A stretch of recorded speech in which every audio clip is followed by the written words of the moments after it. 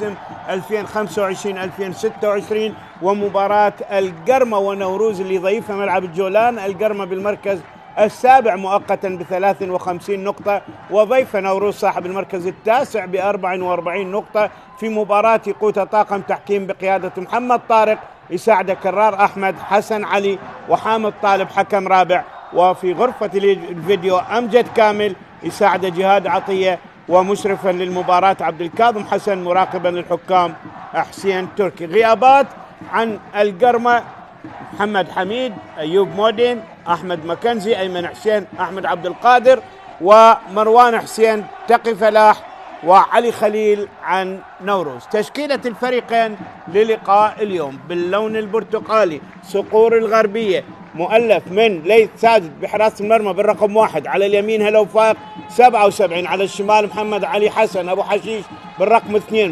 في عمق الدفاع كرار عامر 4، أنور طرخات 18، بالارتكاز إبراهيم محمد سعادة 15، علي محسن 23، أمامهم أمور فيصل 8، وعمر عبد متباس بالرقم 11 إلى جانب تياغو دي ليونكو بالرقم 70.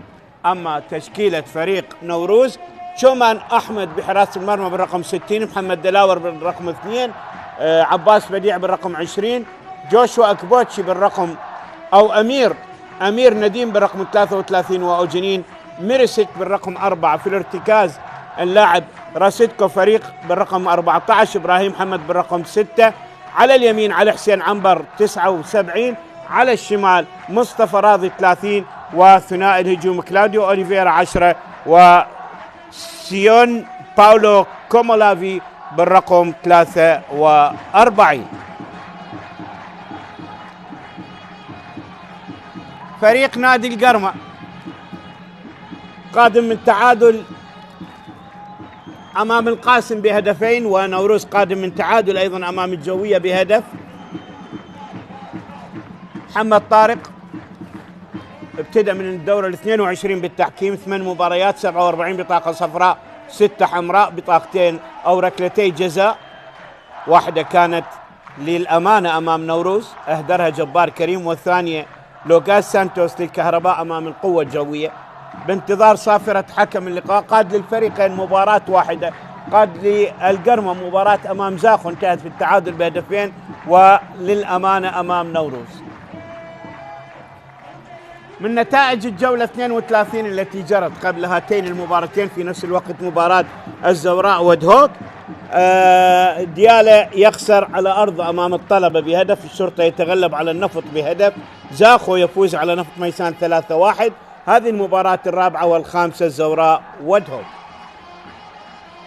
ما زلنا وإياكم ننتظر بداية أحداث شوط المباراة الأول وانطلاق صافرة الدولي محمد طارق لتعلن بداية أحداث شوط المباراة الأول.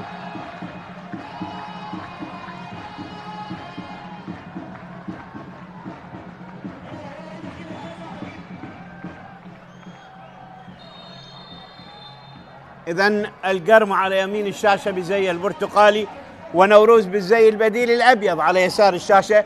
تنطلق المباراة، كرة إلى مؤمل من الجهة البعيدة، تعود إلى هلو فائق، هلو يعيد الكرة، طرخات، أنور طرخات يلعب كرة طويلة، عمر مشباس، تبعد الكرة إلى تشومان، وسط الملعب كرة ملعوبة من إبراهيم سعادة، بالمنتصف علي محسن، بالرأس مقطوعة من محمد دلاور، عادت الكرة إلى إبراهيم سعادة، علي محسن، هلو فايق، علي محسن، سريعة ترتد، كرة ملعوبة، مؤمل من الجهة البعيدة، هلو فايق، كرار، طويلة من كرار، وبرا الملعب إلى رمية جانبية لمصلحة نادي نوروز. هذا هو محمد أبو حشيش اللاعب الأردني القادم من زاخو، لعب لنفط الوسط، للعهد، للزوراء، للوحدات. وهنا ولي كريم يقود الفريق بالمباراة رقم 27 26 مباراة، 12 فوز 5 تعادل 9 هزائم.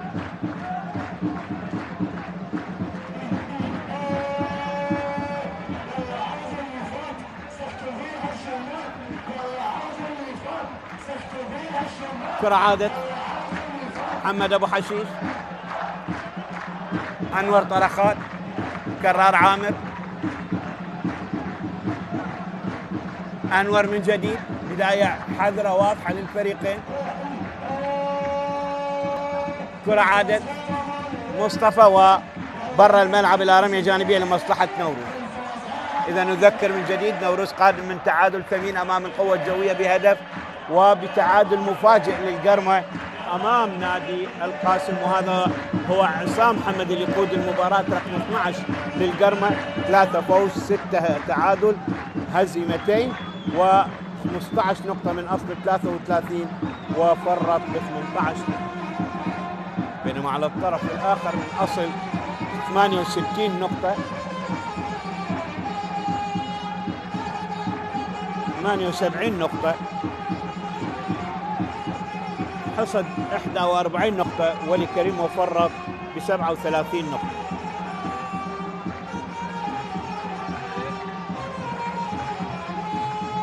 كرة عند اللاعب عباس بديع،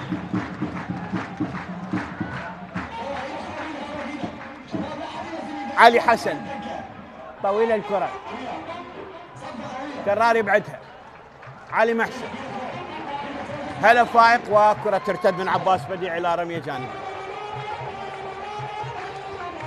هلا فائق على التنفيذ. في نفس التوقيت تجري مباراة الزوراء ودهوك، وهذا تذكير لمن فات معنا متابعة نتائج اليوم. الشرطة يهزم النفط بهدف، وديالا يخسر من الطلبة بهدف، وزاخو يتغلب على نفط ميسان ب3 أهداف مقابل هدف. كرة عالية تلعب راسية وسهلة عند الحارس شومان أحمد.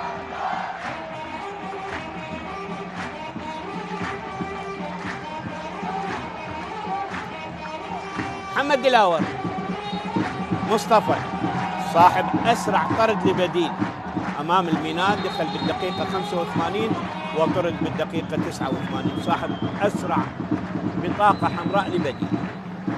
هذا هو مصطفى راضي، لاعب نجف، لاعب كربلاء، لاعب للصناعة أيضا. ركلة حرة لمصلحة نادي نوروز. كرة مرت أمير عباس، سريعة الكرة مقطوعة من أمام اللاعب باولو، تعود من جديد عباس. اليوم عباس بديع يلعب بمركز الظهير الأيسر، والكرة عند اللاعب أمير نديم لاعب نادي عفر. هذه المباراة السابعة إلى 6 مباريات لعب، شارك في المباراة السابقة أيضا. كرة وسط الملعب تنقطع إبراهيم سعادة، وتصويبة وحارس المرمى يتمكن.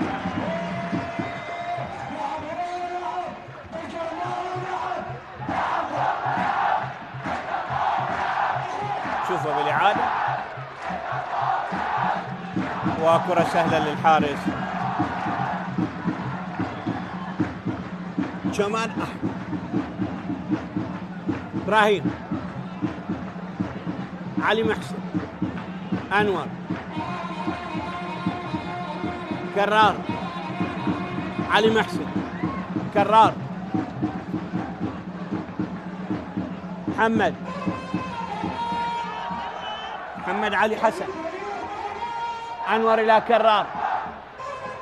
نلعب بدقيقة 6 من عمر المباراة، بداية حذرة هادئة بين الفريقين. عمر في وضع تسلل،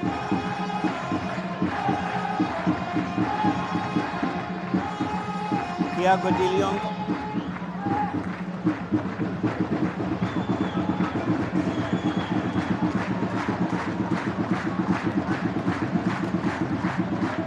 حالة التسلل الأولى.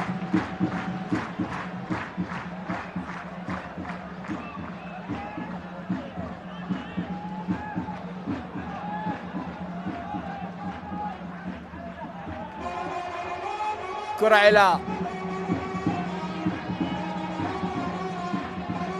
مرسك، سريعة ملعوبة دلاور، تبعد من كرار برا الملعب، رمية جانبية لمصلحة نادي نوروز. لقاء الذهاب انتهى بهدف وحيد سجله عمر عبد مشباش. لقاء الذهاب انتهى بفوز القرمة بهدف وحيد سجله عمر عبد مشباش. محمد دلاور القائد، كلاوديو أوليفيرا، محمد دلاور، كرة إلى الخارج، ركلة مرمى لمصلحة نادي القرمة. باولو يبحث عن ركنية،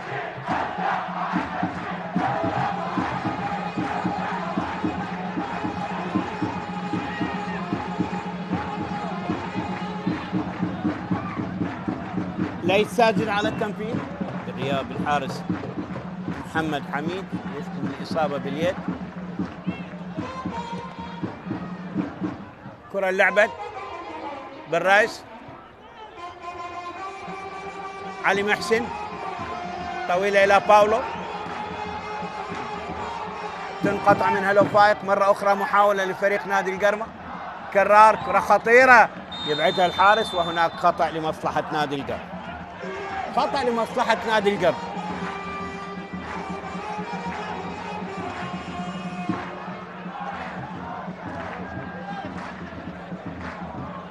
ركلة حرة لمصلحة القرمة داخل منطقة الجزاء. شوف دفع لكرار، خطأ لمصلحة القرمة.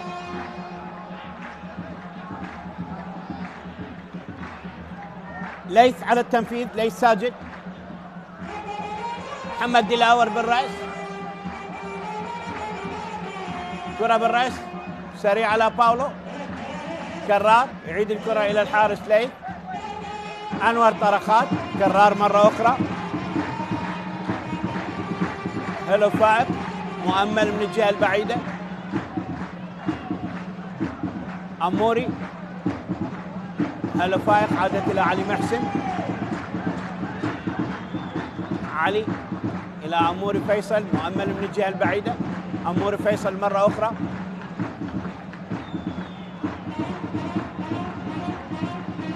أنور طرخات، كرار عام، هلا فاق، مؤمل،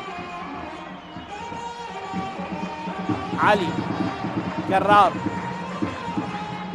أموري فيصل بالمنتصف، حلوة ملعوبة، تغيير لعب للجهة البعيدة إلى مؤمل، مؤمل من الجهة البعيدة يحاول يمر الآن، يحاول يمر مؤمل، يحاول يمر، يلعب الكرة إلى أموري، أموري ممكن يسدد، كرة سهلة ضعيفة إلى خارج الملعب، إلى ركلة مرمى لمصلحة نوروز.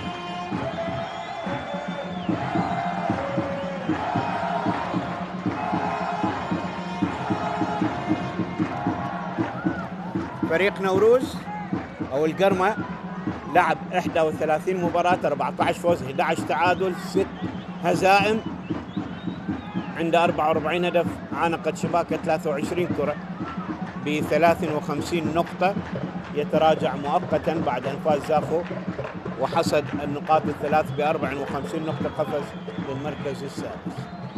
أما نوروز خاض 31 مباراة، 13 فوز، 5 تعادلات، 13 هزيمة، عنده 41 هدف، عانقت شباكة 38 كرة ب 44 نقطة بالمركز التاسع.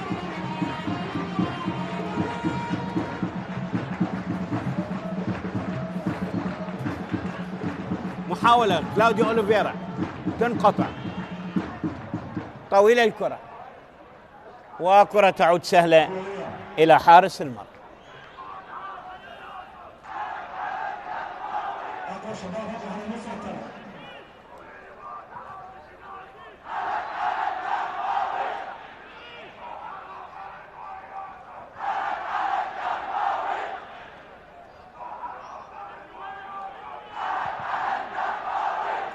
طويلة الكرة،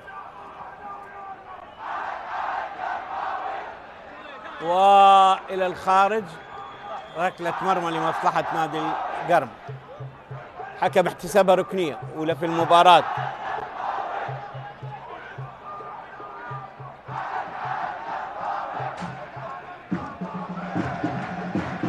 هذه كرة كرار مسيطر عليها ليل، مرت إلى الخارج إلى ركنية لمصلحة نادي القرم.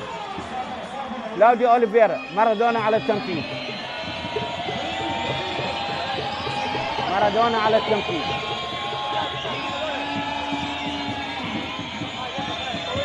أول ركنية في ملعب المباراة، جماهير كبيرة في ملعب الجولان.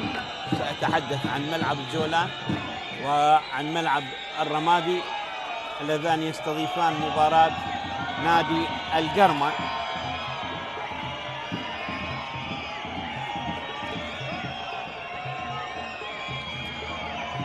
حكم ينبه اللاعبين.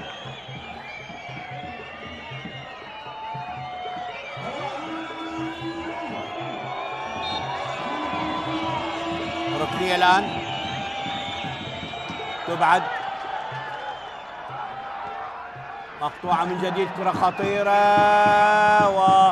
ويبعدها أنور طرف. شومان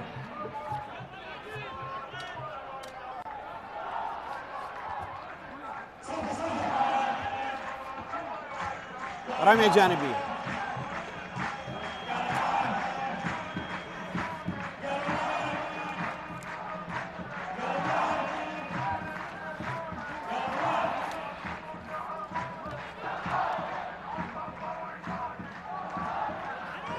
أنور طرقات يبعد الكرة،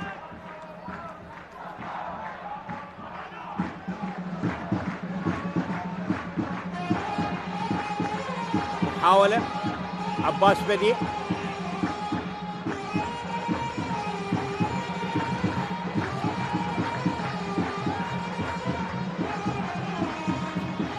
كرة طويلة من أمير نديم وإلى خارج الملعب إلى ركلة مرمى لمصلحة القرم. لحد الآن 14 دقيقة، المباراة هادئة من الفريقين.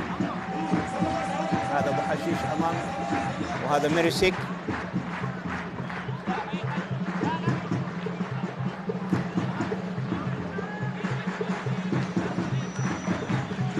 من مباراة خاض نادي القرمة على أرض ملعب الجولان، فاز في 4 وتعادل في 4، لم يهزم على هذا الملعب.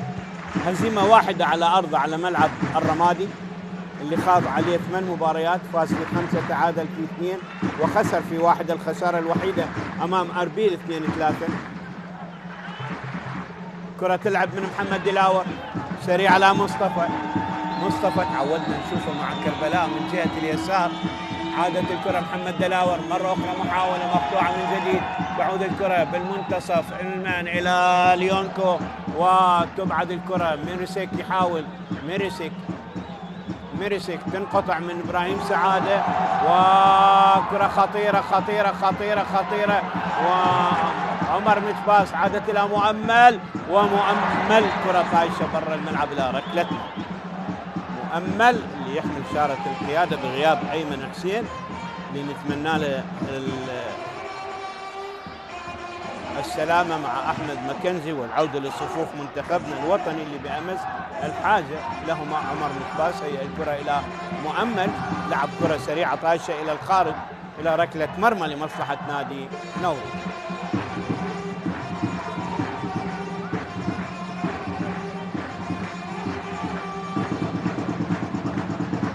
أمير يلعب الكرة، كرار بالرأس، هناك عرقلة صافرة لمصلحة القرمة، خطأ لمصلحة القرمة. علي محسن،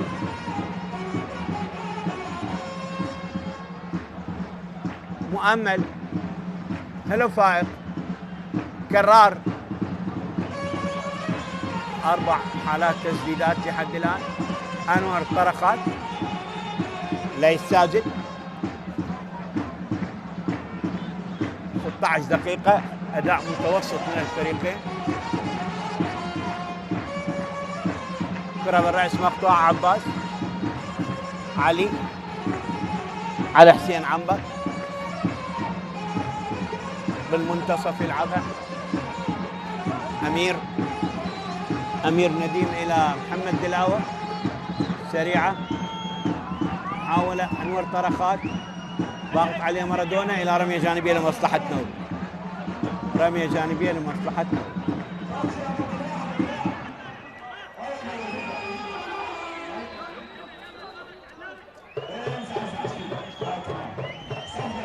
مارادونا، محمد حسن أبو حشيش، كرة مقطوعة، هناك خطأ لمصلحة نادي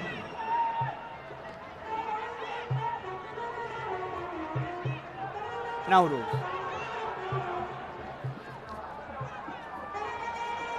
أول البطاقات لعلي محسن،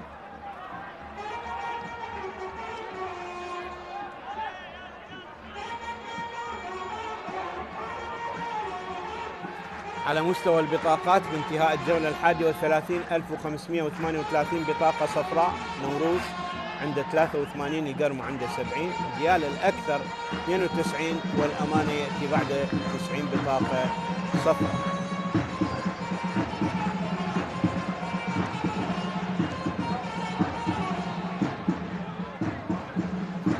و11 مباراة لحد الآن، 235 مباراة حسمت، 76 بالتعادل، 52 إيجابي، 24 سلبي، ولحد الآن 745 هدف سجل خلال 311 مباراة.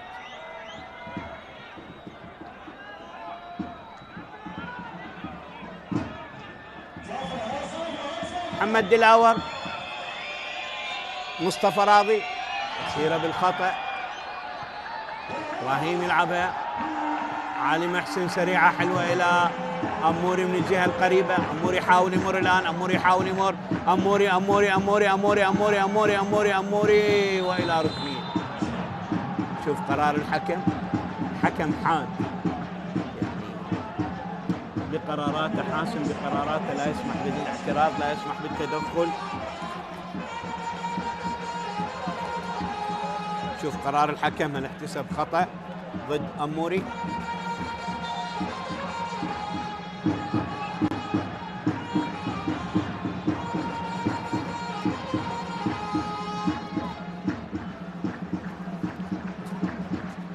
إذن القرمة لم يخسر على أرضه إلا بمباراة واحدة أمام أربيل، بينما نادي نوروز خارج أرضه خسر 4 مباريات، فاز في 5، تعادل في 3، خسر في 7 خارج أرضه.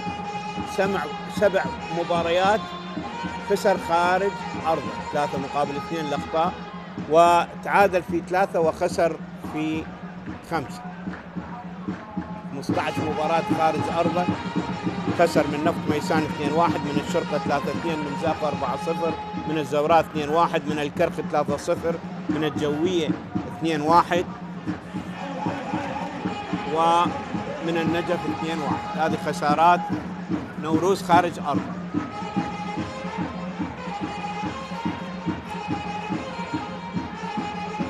كرة اللعب، علي ملوفات، علي محسن، كرار، سعادة،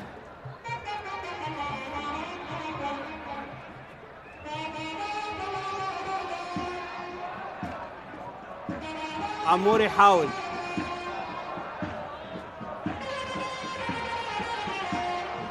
كرة سريعة،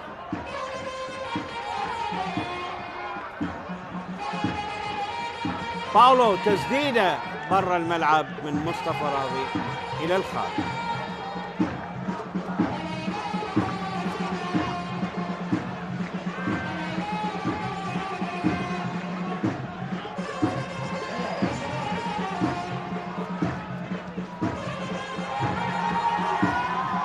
كرة عادت للحارس ليس ساجد،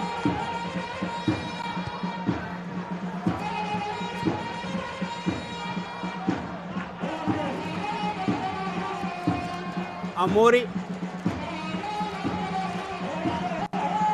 علي محسن، مؤمل من الجهة البعيدة، قصيرة ترتد، علي حسين عنبر، كرة إلى محمد دلاور من الجهة القريبة، عرضية وقالت على إبراهيم. اليوم إبراهيم يلعب من الجهة البعيدة، راسيتكو مع علي حسين عنبر بالارتكاز، راسيتكو يحاول، خطأ ضد راسيتكو الفريق. أموري فيصل 14 أساسي 7 بديل هذا الموسم.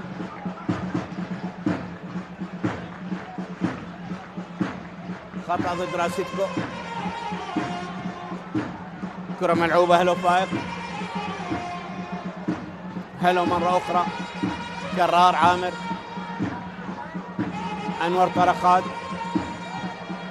محمد أبو حشيش، أنور، كرار، كرة سريعة طالت على أموري إلى ركلة مرمى لمصلحة نادي نور. منتصف شوط المباراة الأول بالتمام، والتعادل قائم بدون أهداف ما بين القرمة وضيفه نوروز. في آخر مباريات اليوم الأول للجولة 32 لدوري نجوم العراق، هناك مباراة الزوراء ودهوك في نفس التوقيت.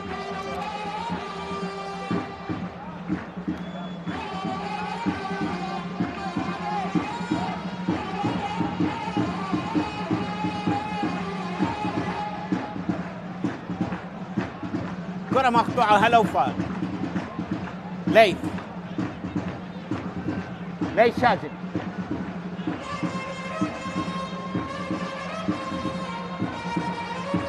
علي محسن، قرار،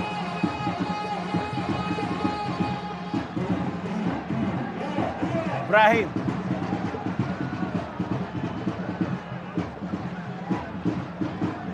كرار، مؤمل، إبراهيم، أنور طرخات، كرار، علي محسن، طويلة من علي، بالراس من محمد دلاور، أموري،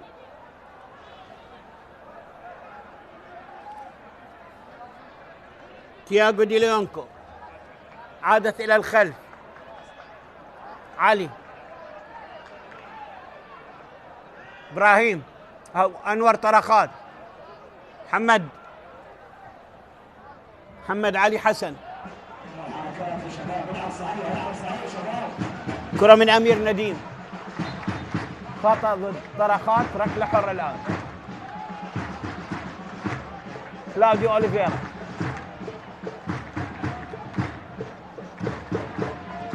أداء غير مقنع غير ممتع من الفريقين.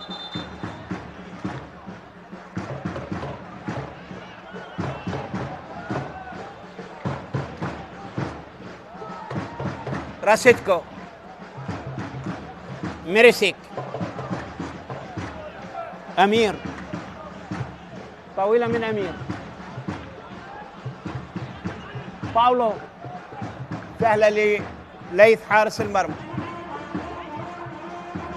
كرار، علي محسن، مؤمل،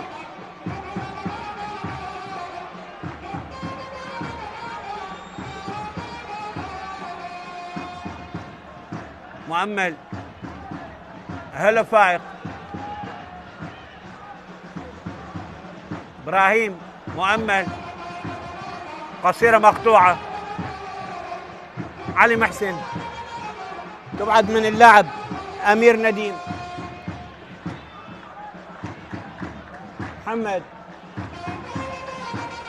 علي محسن، بينية حلوة إلى تياغو، واو مقطوعة، برافو. تعود الكرة إلى محمد دلاور،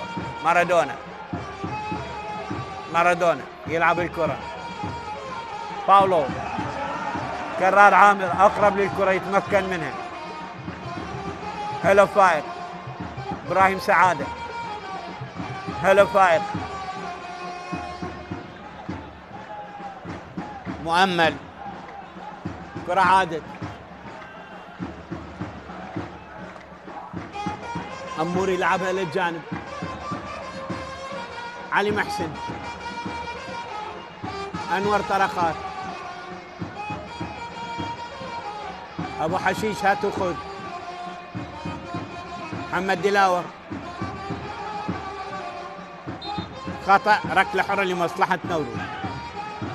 يبدو الحكم احتسبها رمية تماس لمصلحة القرمة. بالرئيس ملعوبة.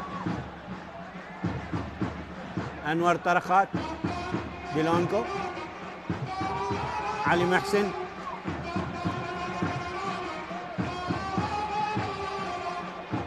علي. أبو حشيش برا الملعب إلى رمية جانبية لمصلحة نادي نوروز.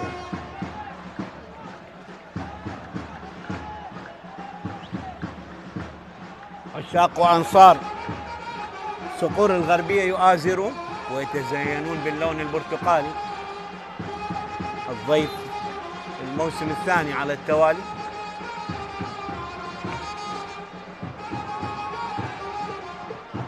مارادونا عالية. برا الملعب رمية جانبية لمصلحة القرمة. راح نصل الدقيقة 30 والأجواء غير مثالية. بدقائق المباراة لم يرتقي الأداء إلى مستوى الوسط. لم يشهد المرميين أي خطورة تذكر. كرة مرت إلى كرار عامر. علي محسن. أنور. محمد. 56 44 البوزيشن، نسبة الاستحواذ أفضل للقرمة. عادت من كرار. علي محسن. محمد يحاول يمر، ضاغط عليه دلاور وإلى الخارج إلى رمية جانبية. الاثنين متحفظين حذرين في منطقة المناطق الخلفية. أموري. إبراهيم. تنقطع من راسيتكو. باولو. إبراهيم. عمر. مش باص، تنقطع من أمام الكرة وكرة طالت. أنور طرقات.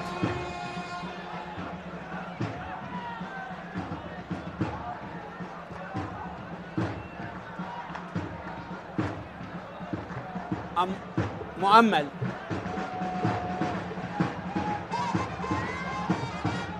كرار. أموري. علي محسن. أموري. علي محسن مرة أخرى. نصف ساعة بالتمام، تعادل سلبي قائم ما بين قرمة وضيفة نوروز. أذكر بلقاء الذهاب ما بين الفريقين انتهى بهدف وحيد للقرمة سجله عمر علي محسن. كرة عادت من محمد. أنور طرقات. هلا فائق من الجهة البعيدة.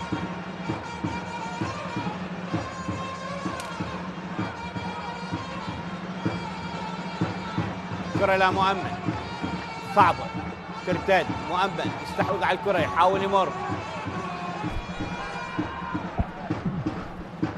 وإلى ركنية.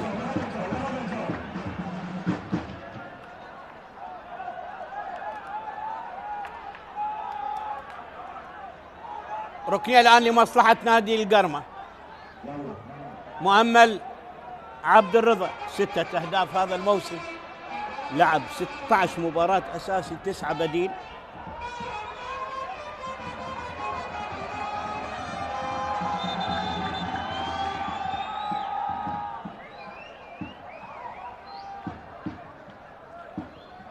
حكم فضل اشتباك ما بين اللاعبين.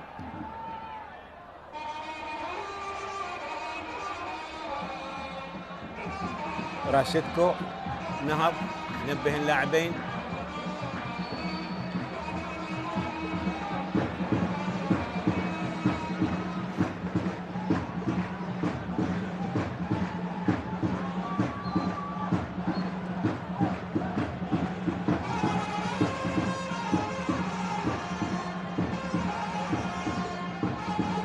أمير نديم أيضا يتعرض للسقوط.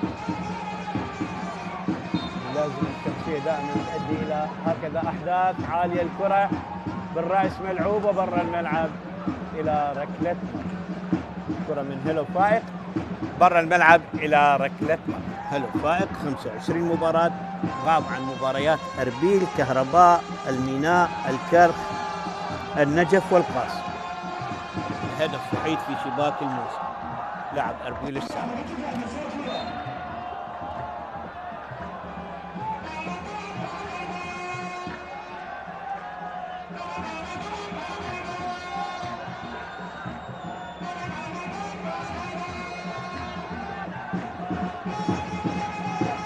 كرة مقطوعة،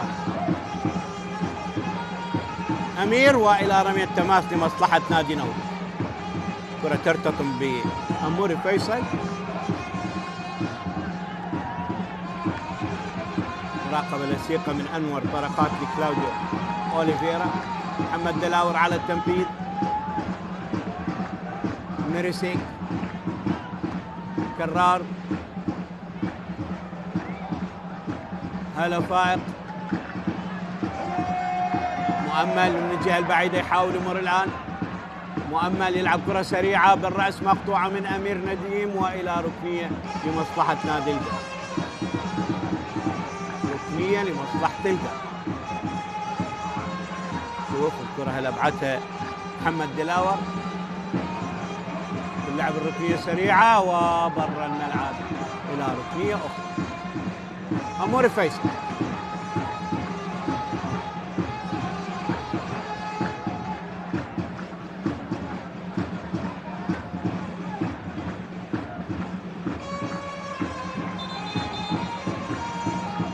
ركنية الآن.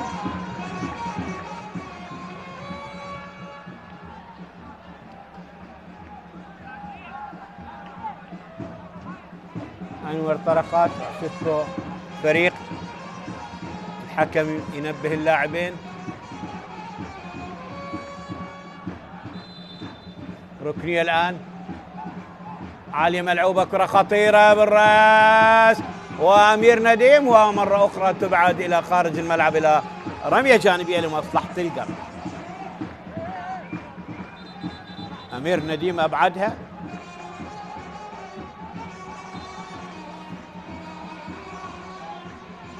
أحمد والي مساعد عصام حمد يوجه. نلعب الدقيقة 35 من عمر المباراة. تعادل سلبي وأداء غير مقنع غير ممتع من الفريقين. إبراهيم محمد، راسيتكو، علي حسين عنبر، أمير نديم. صعبة الكرة تنقطع، محاولة عمر وسهلة للحارس جومال.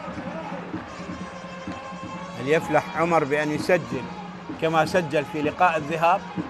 محمد دلاور، محمد 10 دقائق تفصلنا على نهاية أحداث شوط المباراة الأول. مصطفى راضي يلعب كرة عالية خطيرة وكرة إلى الخارج إلى ركلة مرمى.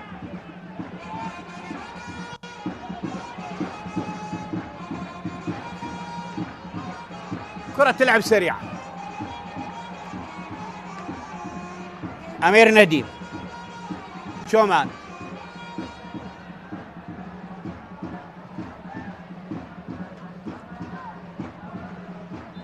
راسيتكو. حكم أوقف المباراة،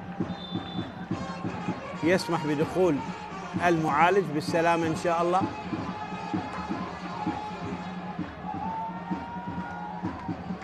بالسلامة للاعب نوروز أمير نديم.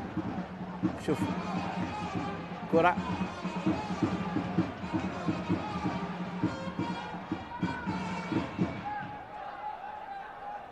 هذا هو أمير نديم.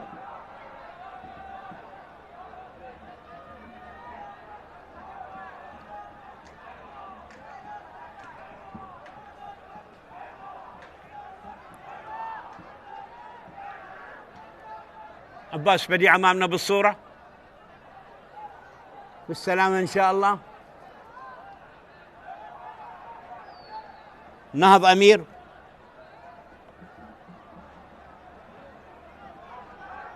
هنا ميرسيك،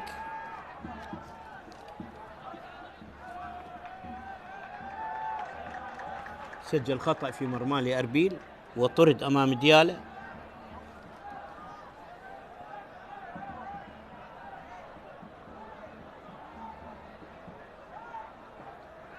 ما زال اللاعب يتلقى العلاج. بالسلامة لأمير نديم، سابع مباراة مع الفريق، لاعب نادي عفق السابق. حكم راح يعمل إسقاط كرة، أوقف المباراة.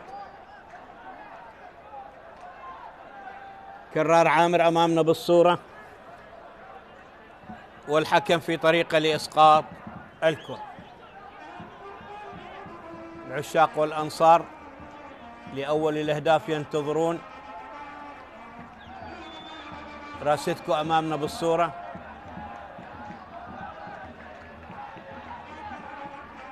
أعادها للحارس.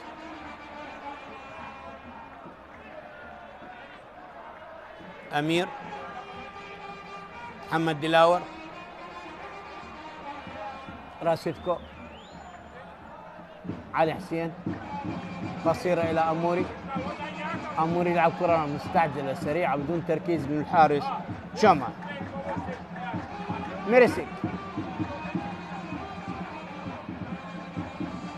علي حسين، أمير،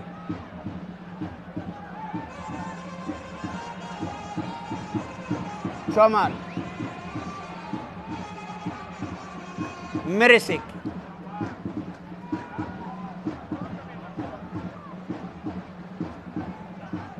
أمير.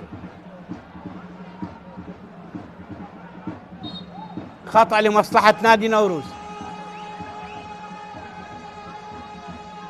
خطأ ضد اللاعب تياغو ديليونكو، اللاعب البرازيلي.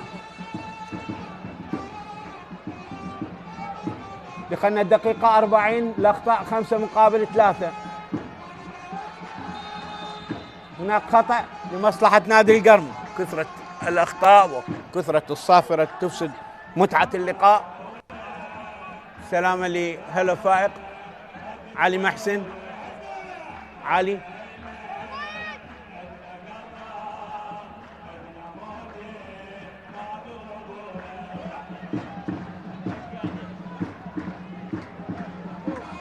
كرار إلى أنور،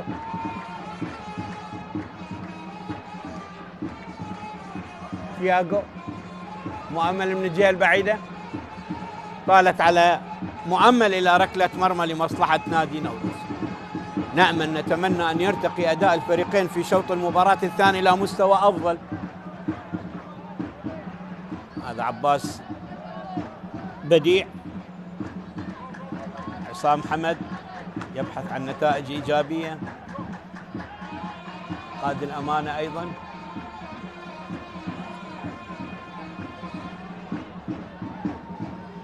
كرة مرت من أموري إلى إبراهيم، مؤمل من الجهة البعيدة يحاول يمر.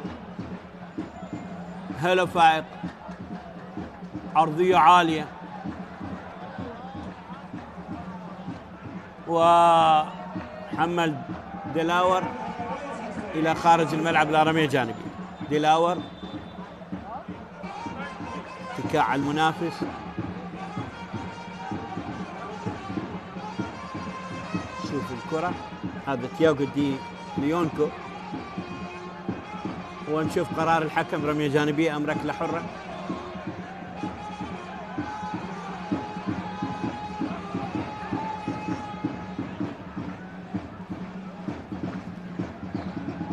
ثلاث أهداف في شباك الكرخ وهدفين في شباك نفط ميسان. جماهير تترقب تنتظر، أداء غير مقنع غير ممتع. رمية تماس محمد علي حسن،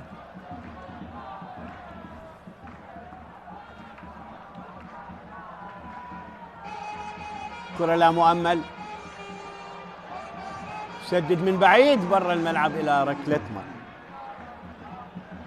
برا الملعب إلى ركلة مرمى.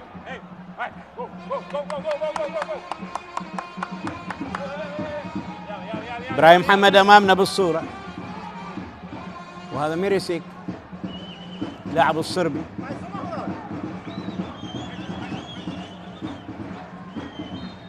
خطأ لمصلحة نادي نوروز.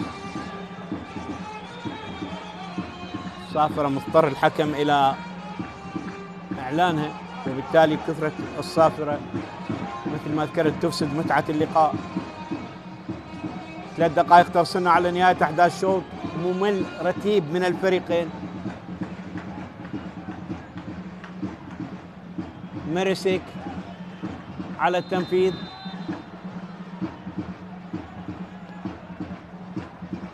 طويل الكرة تنقطع.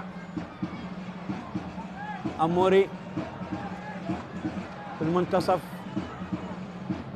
راسيتكو كرار يشتت كرة بالرأس من أمير.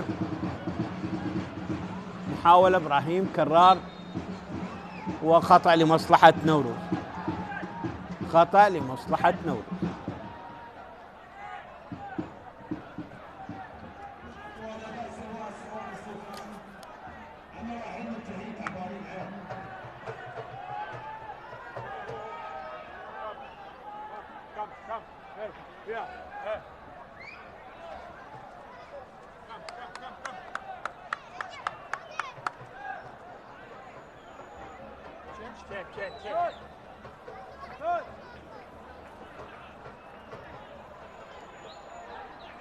ركلة حرة من منتصف الملعب لمصلحة نادي نوروز. محمد دلاور على التنفيذ، عالية الكرة بعيدة برا الملعب إلى ركلة مرمى لمصلحة القرمة. حتى الكرات الثابتة لم تستغل بشكل مثالي. مؤمل ضاغط عليه إبراهيم محمد. علي محسن، محمد قصيرة تنقطع من محمد دلاور. محمد علي حسن مرة أخرى تبعد الكرة إلى رمية جانبية لمصلحة نادي القرمة.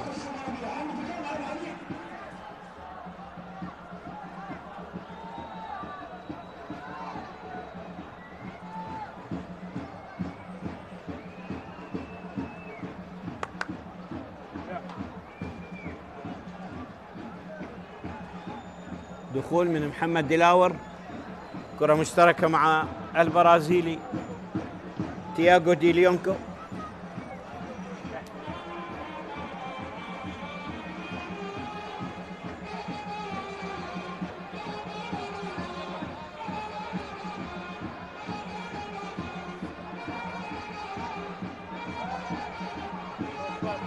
وبطاقة صفراء لتياغو.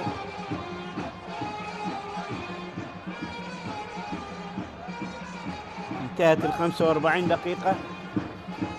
نشوف الوقت المحتسب بدل ضايع اللي اضافه الحكم مو اكثر من 3 دقائق.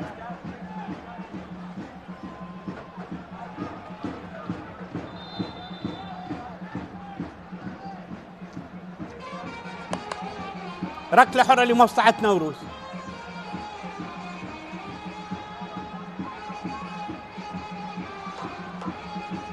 دقيقتان. كرة إلى الخارج.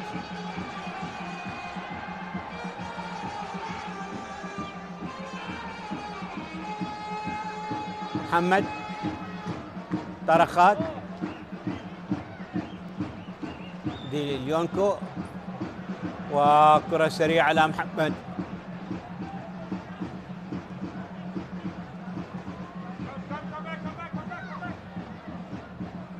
دي ليونكو أموري.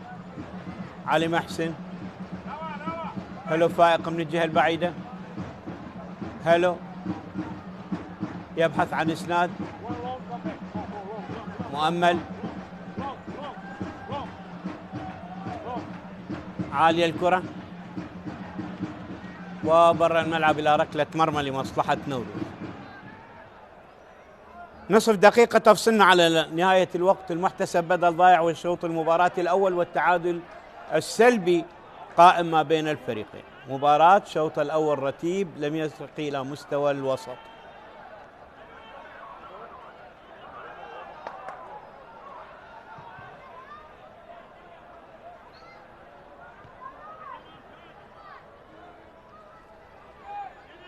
رمية جانبية الآن. صافرة الحكم الدولي محمد طارق تعلن نهاية أحداث شوط المباراة الأول من لقاء القرمة وضيفة نوروز بتعادل سلبي ما بين الفريقين. نذهب لاستراحة قصيرة على أمل أن يتجدد اللقاء معكم وأحداث شوط المباراة الثاني.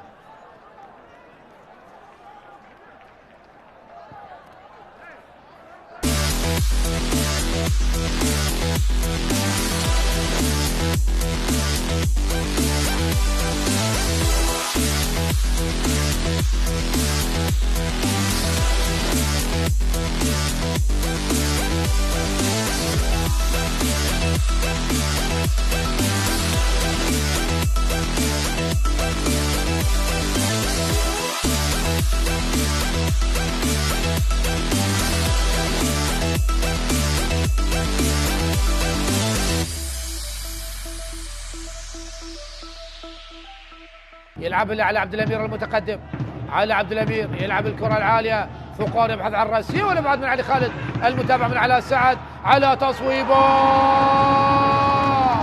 جول جول جول جول جول. علاء سعد يجلب السعد لفريق نفط ميسان، لفرسان المملكه، لابناء العماره، بعد استلام ومتابعة للكرة والإبعاد الذي لم يكن بشكل مثالي من الحارس علي خالد، وعلى سعد صوب بقوة ليسجل أول أهداف اللقاء في الدقيقة 56. شاهدنا الخروج من علي خالد وكانت هناك مضايقة ومساحمة من فقار، وعلى سعد استلم الكرة وسدد بقوة، كانت صعبة جدا على علي خالد. شاهد علو، الله يا علاء على هذه التصويبة، تصويبة قوية جدا في سقف المرمى. هنا الكرة المشتركة الأخيرة، هل هناك عودة للفار؟ شاهد شاهد شاهد، نعم في سقف المرمى من علاء سعد، من هذا الأشول، من هذا اليساري، صاحب التسديدات القوية والقوية جدا. علاء سعد يجلب السعد ويتقدم، ما زالت مع السنغالي إلى نسيم صيود. خلاص خلاص خلاص خلاص، ابن تونس النصر التونسي يأتي بالهدف الثاني لفرسان المملكة. النصر التونسي يطير هنا في العاصمة بغداد، النصر التونسي يسجل الهدف الثاني القاتل. شاهد داوودة كيف حافظ على الكرة وتمريرة جميلة، هل كان متسلل أم لا؟ لكن هنا الهدف الجميل في الزاوية الصعبة على علي خالد.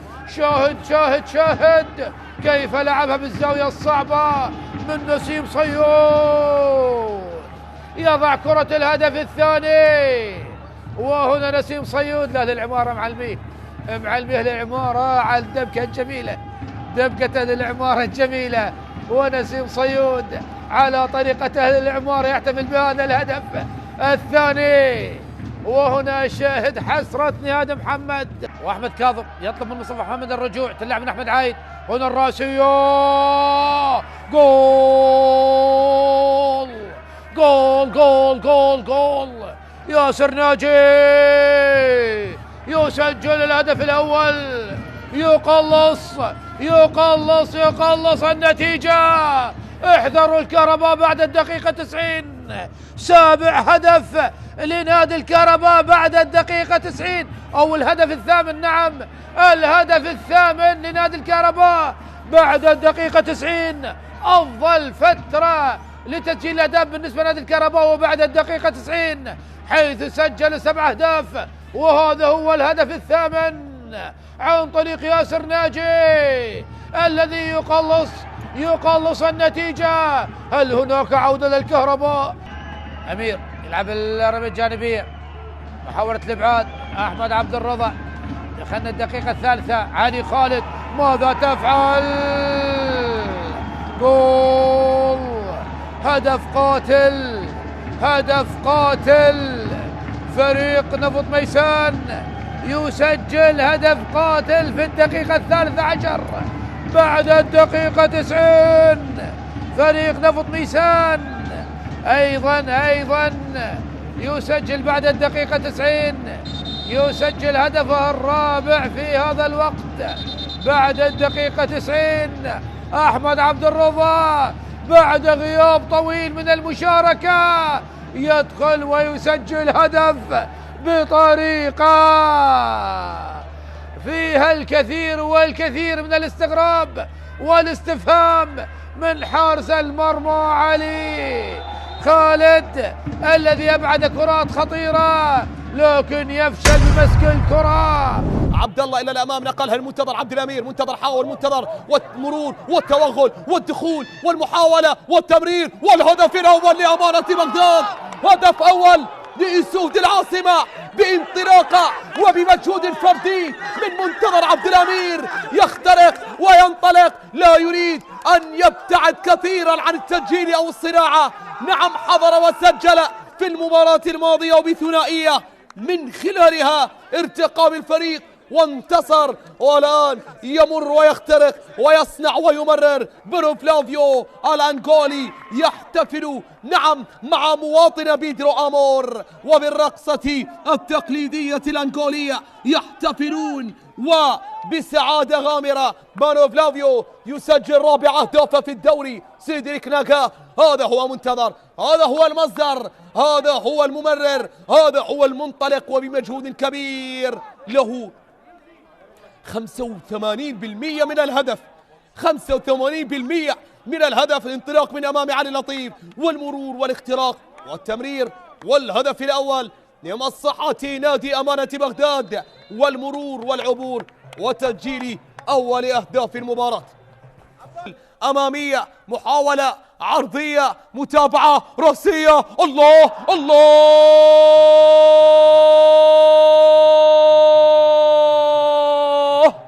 نسور الحدباء وبراسية دحام إبراهيم يعود بالنتيجة، يتمكن من تعديل النتيجة وبراسية رائعة على مرتين في شوط المباراة الأول. كانت مباراتهم، كانوا هم الأقرب للتسجيل، ولكن تغير كبير في شوط المباراة الثاني، تراجعوا. ولكن تحدثت وقلت بأن الفريق يقترب من التعادل، يقترب من التسجيل، واقترب وسجل دحام إبراهيم على مرتين بمحاولتين من روش بونينغ. جاءت الأولى نعم أو على الدين الدالي، على الدين الدالي بكرة وتمريرة أمامية، على الدين الدالي أسيست رأسية، ومن هناك دحام إبراهيم يقتلع من هناك هدف التعادل ويقتنص هدف أول لفريق نادي الموصل في هذه اللحظات بعرضية متقنة على رأس اللاعب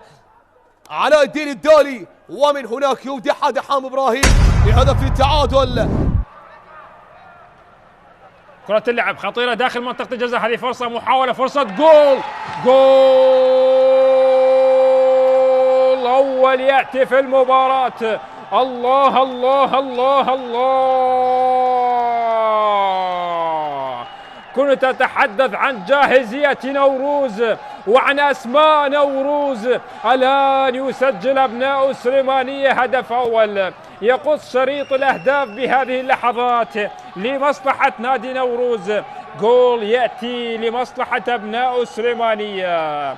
راستوكو فريق يسجل بهذه اللحظات هدف لمصلحة نادي نوروز في الدقيقة 60 بعد ساعة مرت من عمر هذا اللقاء. هذه الكرة العرضية وراستوكو فريقه على تسديدة قوية وسكنها في شباك مرمى نادي النجف. لاحظ هذه الكرة وهنا التسديدة لراستوكو، وبكرة كانت قريبة على حارس المرمى ليسجل نادي نوروز الهدف الأول.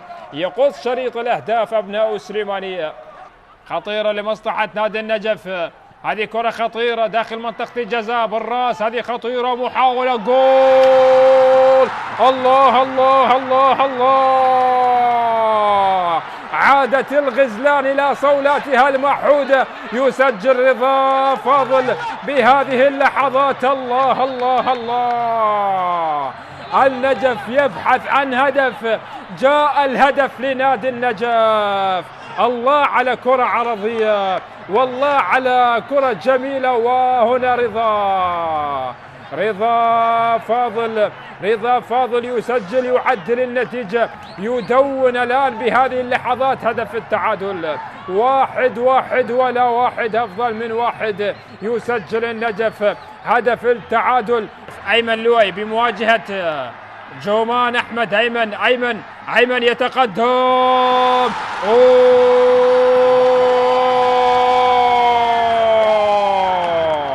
عاد النجف، عادت غزلان البادية إلى صولاتها.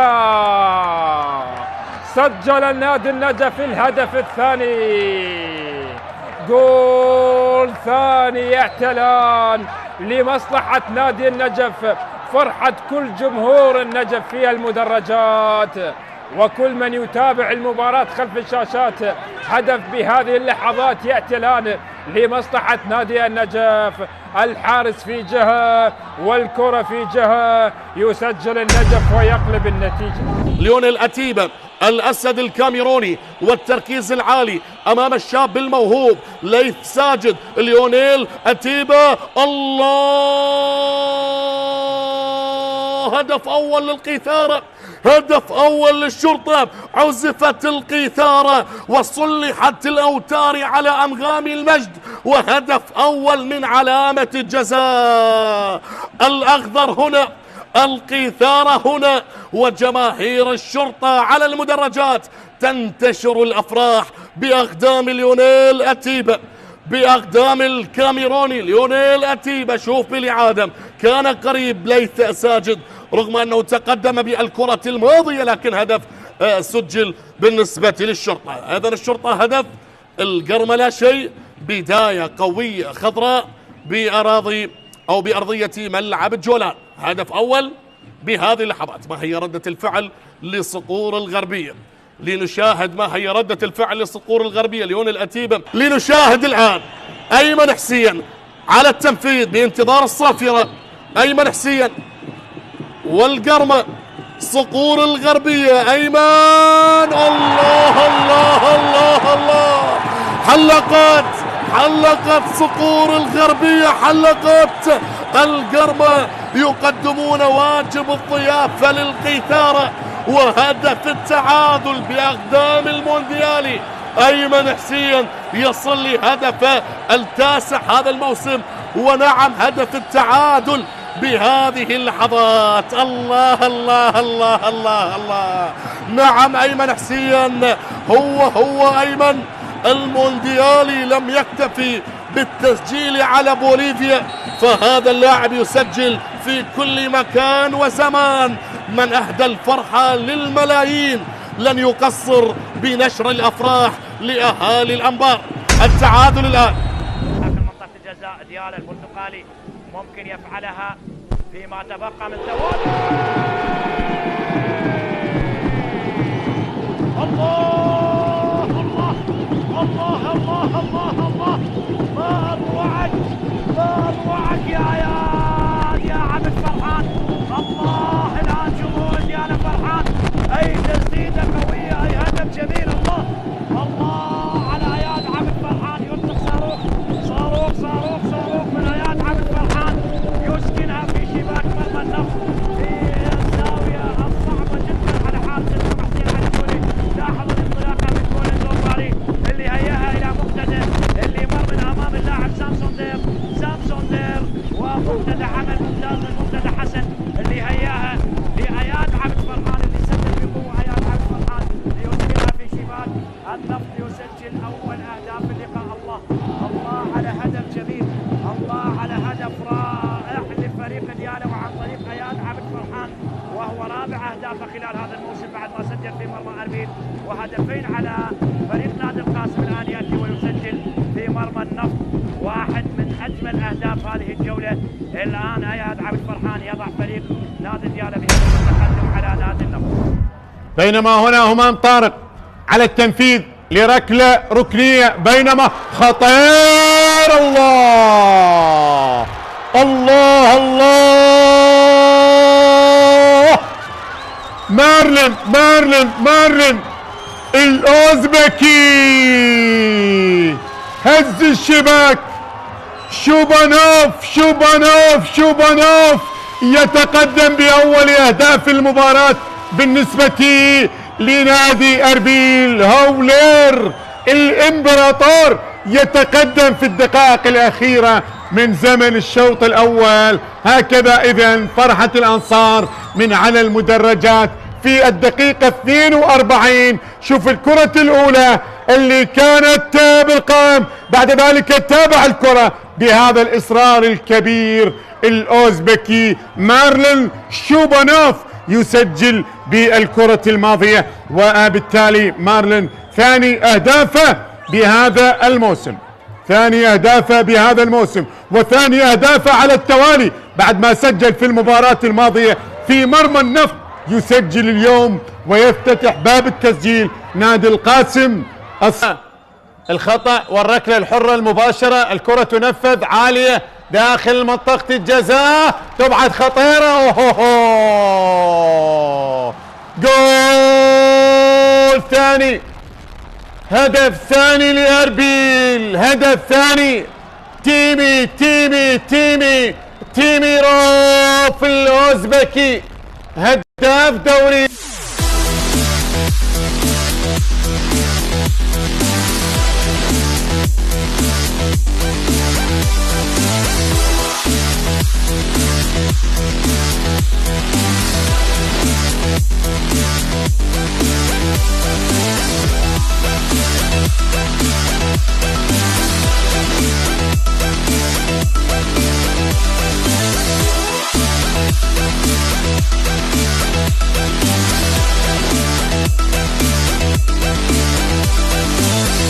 هدف واحد. ننتظر إذا كان هناك تغيير في تشكيلة أي من الفريقين. هذا ميرسيك اللاعب الصربي. شوط أول لم يكن مقنعا ولا ممتعا. هنا حكم اللقاء يتحدث مع البرازيلي تياغو دي ليونكو وباولو.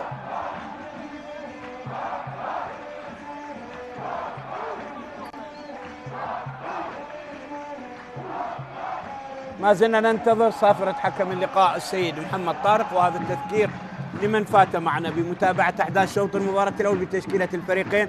القرمة بالزي البرتقالي على يسار الشاشة، هلو فائق أو ليث ساجد بحراسة المرمى بالرقم 1، هلو فائق بالرقم 77 على جهة اليمين، محمد علي حسن أبو حشيش بالرقم 2 على جهة الشمال، كرار عامر 4، أنور طرقات 18، وعلي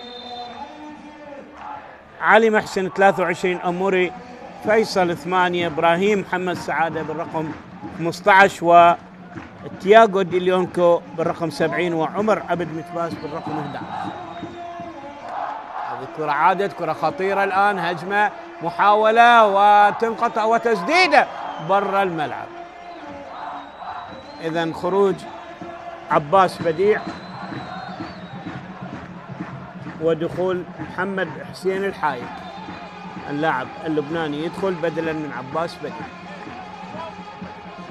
إذن تشكيلة نادي نوروز: شومان أحمد بحراسة المرمى بالرقم 60، محمد دلاور على اليمين برقم 2 القائد، محمد حسين الحايك على الشمال 32، أوجنين ميرسيك 4، وأمير نديم 33، وسط الملعب راسيتكو فريق 14 علي حسين عنبر 49، على الشمال اللاعب إبراهيم محمد 6، على اليمين مصطفى راضي 30. هذه الفرصة اللي ضاعت على فريق نادي نوروز في بداية ومطلع شوط المباراة الثاني. وكلاوديو أوليفيرا 10، وسيون باولو كومولافي بالرقم 43. هذه كرة إبراهيم محمد إلى الخارج، ونأمل نتمنى أن يرتقي الأداء إلى مستوى أفضل في شوط المباراة الثاني بعد أن كان مستوى غير مقنع من الفريقين في شوط المباراة الأول.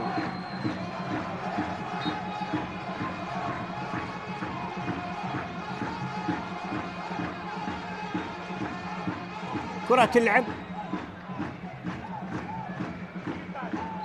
محمد، أنور طرخات، كرار عامر، علي محسن، تنقطع من الحايك، مرة أخرى مؤمل، علي محسن،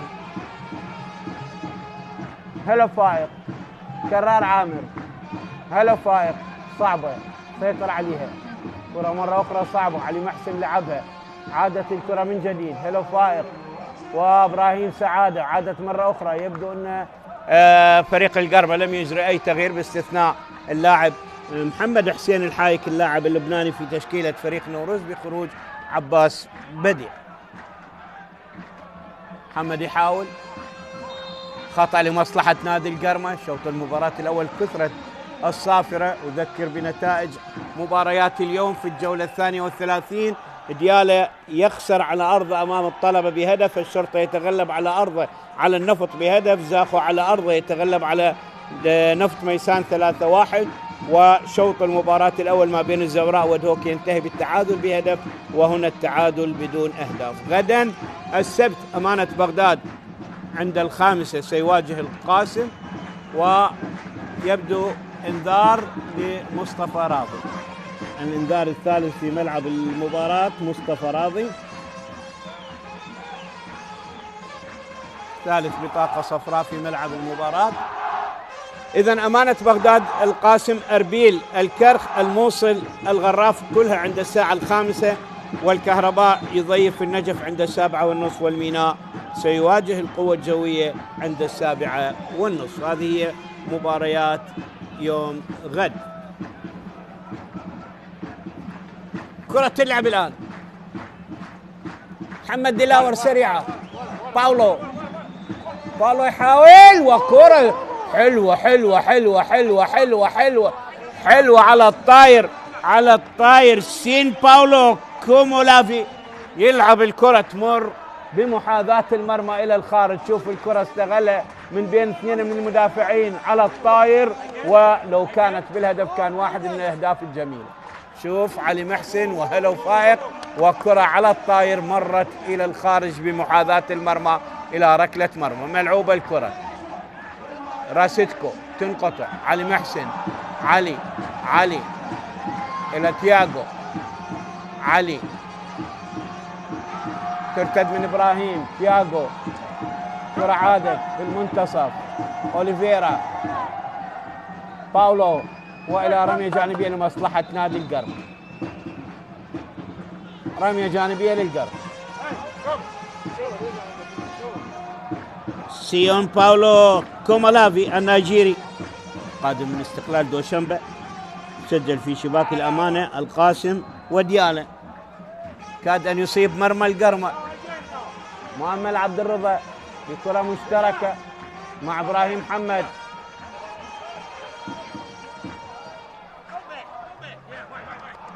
حكم اللقاء ينتظر أن ينهض باولو.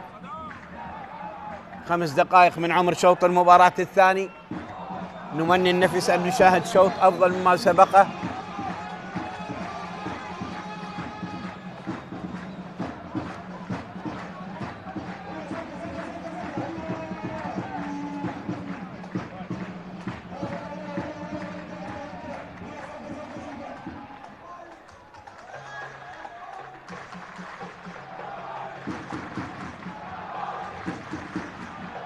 مرة أخرى إعادة للحالة،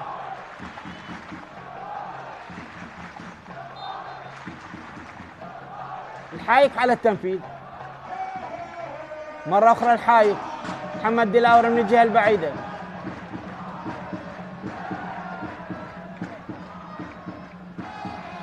كرة طالت إلى رمية جانبية لمصلحة القرمة.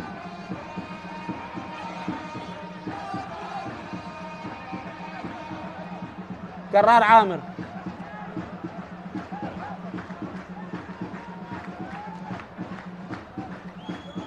علي محسن سريع على محمد، طالت على محمد، علي حسن إلى رمية جانبية لمصلحة نادي نوروز. هلو إلى محمد دلاور، علي حسين، عنبر، مقطوع الكرة، علي محسن، باولو.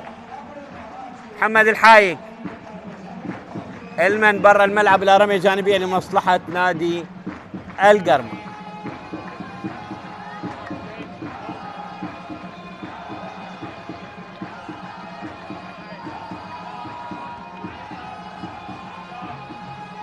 مؤمل. هلو فايق تقطع. باولو. اوليفيرا. باولو وانور طرخات. تبعد الكرة. ابراهيم محمد. كرة لعلي حسين عنبر. الله،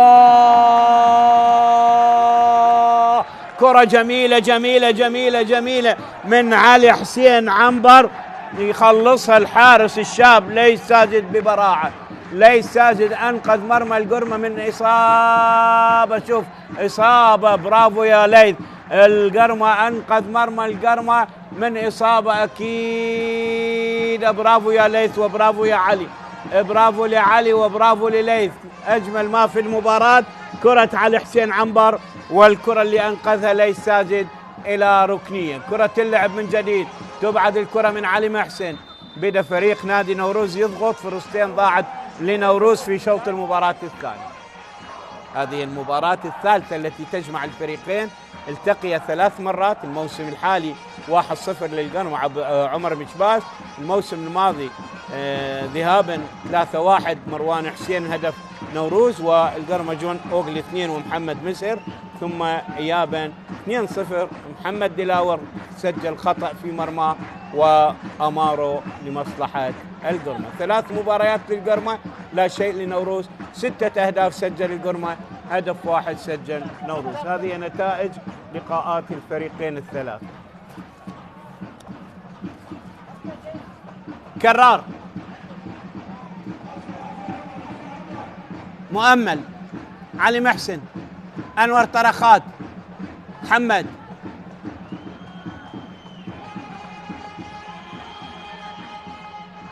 محمد من جديد يلعب كرة عالية، ما سيطر عليها عمر، إلى رمية جانبية لمصلحة نادي نوروز. إبراهيم محمد. شوف أنت ما تعرف ظروف المدرب، ما تعرف ظروف اللاعبين. يعني عباس بديع ظهير أيمن، لعب ظهير أيسر وبالتالي استبدله بمحمد الحايك. اليوم زج إبراهيم محمد كلاعب على جهة الشمال وهو يلعب ارتكاز. احنا ما نعرف ظروف المدرب، ظروف اللاعبين، للمدرب شنو رأيه، شنو قناعته بتغيير اللاعبين. هذه حالات متروكة للمدرب.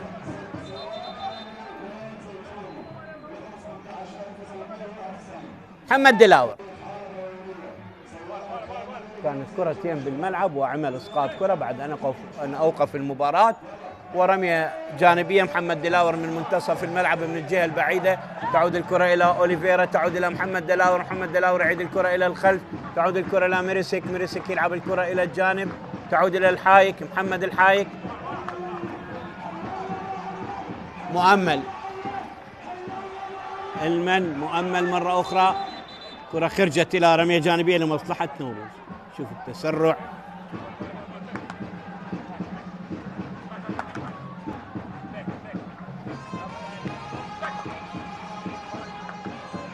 محمد الحايك على التنفيذ.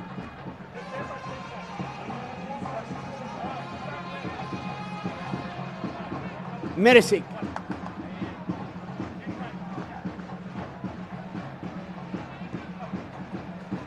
إبراهيم.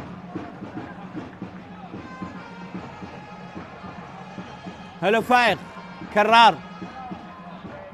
ليث. ليث بغياب محمد حميد أثبت كفاءته وقدرته وإمكانيته. كرة عادت إلى راسيتكو وخطأ لمصلحة نادي نوروز. ركلة حرة الآن لمصلحة نوروز. نوروز أفضل في شوط المباراة الثاني، لعب كرتين خطيرة، أضاع فرصتين ثمينة، والآن كرة إلى خطأ لمصلحة نادي نوروز قريبا من منطقة الجزاء. خطأ ضد مؤمل وعرقلة لراسيتكو وركلة حرة لمصلحة نادي نوروز. راسيتكو فريق، هدف في شباك النجف، ركلة حرة من مكان خطير لمصلحة نادي نوروز، وبطاقة صفراء لمؤمل.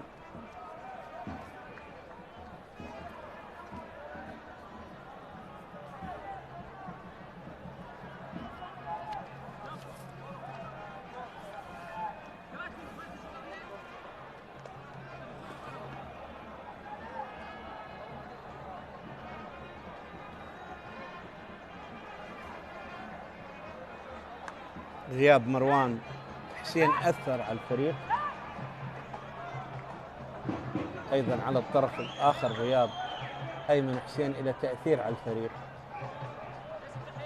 كلاوديو أوليفيرا مارادونا على التنفيذ، تسديدة عالية برا الملعب إلى ركلة مرمى لنادي القرن. هيج كرات المفروض تستغل بشكل أفضل. الجولة القادمة القرمة سيلاقي النفط، ونوروز سيضيف الشرطة. القوة الجوية سيلاعب الموصل، الطلبة سيواجه الزوراء، دهوك سيواجه نفط ميسان، النفط سيواجه القرمة، القاسم سيواجه الميناء، الغراف سيواجه ديالة، أربيل سيواجه الكهرباء، والكرخ سيواجه زاخو، والنجف سيواجه الأمانة، ونوروز يواجه الشرطة. هذه مباريات الجولة 33. مؤمل، تنقطع إبراهيم، عادت الكرة برا الملعب لا رمية جانبية.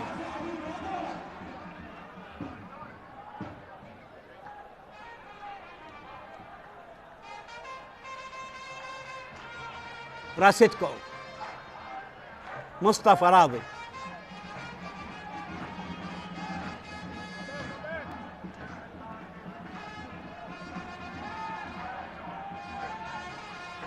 أنور طرخات، بالرأس مقطوعة من اللاعب أمير نديم، عادت أوليفيرا، كرة مستعجلة إبراهيم وبرا الملعب إلى ركلة مرمى. إبراهيم يلعب الكرة، ثاني كرة يضيعها يهدرها إبراهيم، وركلة مرمى لمصلحة نادي القرن. شوفوا بالإعادة ما بها تسلل، ومن على نقطة البنالتي يلعب رأسية تمر إلى الخارج.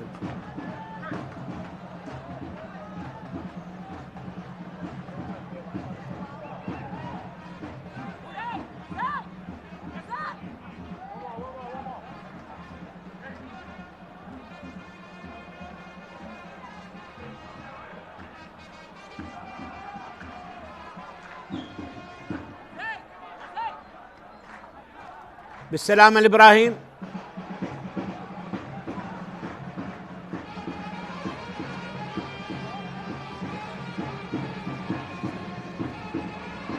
آخر خسارة لنادي القرمة كانت أمام الأمانة في الجولة 25 بهدفين لهدف، وفي آخر 6 مباريات لم يهزم، فاز في 2، تعادل في 4، تعادل مع القاسم 2-2، مع الكرخ بدون أهداف، مع الشرطة بهدف، فاز على النجف 3-0، على دهوك 3-0، وعادل الزوراء بدون أهداف. على الطرف الآخر فريق نادي النوروز تعرض للخسارة أمام نادي النجف 1-2 في آخر 6 مباريات، لم يحقق الفوز إلا في مباراة واحدة، كان هو ثاني أحسن الفرق في المرحلة الثانية، كان وصيف للقوة الجوية، لكن نتائجه تراجعت، تعادل مع الجوية بهدف، مع الطلبة بهدفين، خسر من النجف 1-2، فاز على الميناء 4-1، عادل الكرخ بدون أهداف، وعادل ديالة بهدف، فاز في 1، تعادل في 4، وخسر في 1.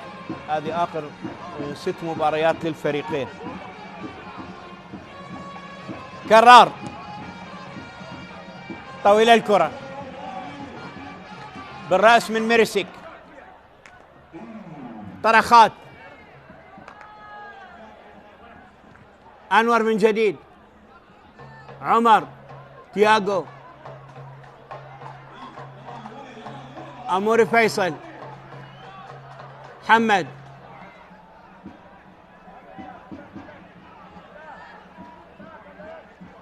أموري من جديد، أموري مرة أخرى تنقطع من باولو. أموري إلى محمد. أموري. محمد مرة أخرى. علي محسن. تياغو. وكرة مقطوعة إلى خارج الملعب لا رمية جانبية لمصلحة القرن. إبراهيم يبعد الكرة.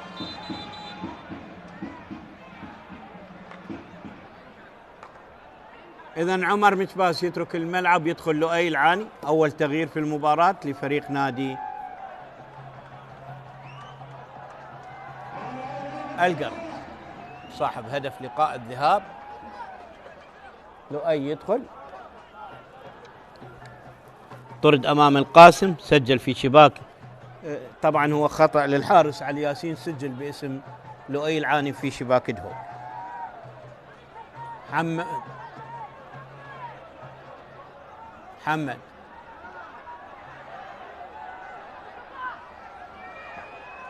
علي محسن أو مؤمن. محمد مؤمن سدد من بعيد، سهلة للحارس شومان لعب الرمادي ولعب سابقا لنوروز. حايك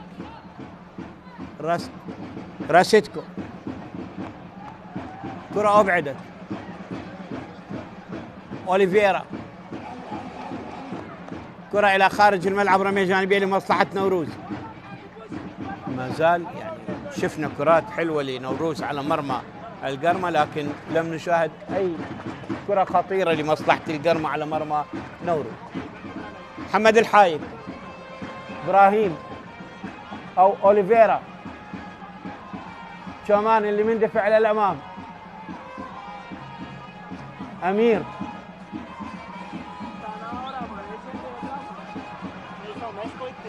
شومان، ميريسيك، الحايك، كرة أبعدت إلى خارج الملعب من علي محسن، رمية جانبية لمصلحة نادي نوروز. بدأ يتراجع الأداء.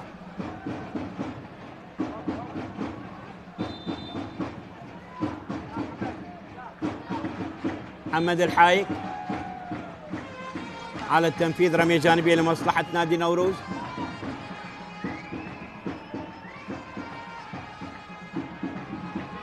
ميريسيك، شومان، أمير نديم،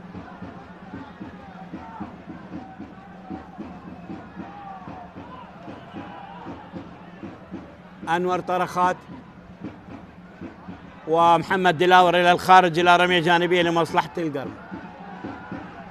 65 دقيقة، لم يتبقى إلا 25 دقيقة، ويعني جمهور هادئ.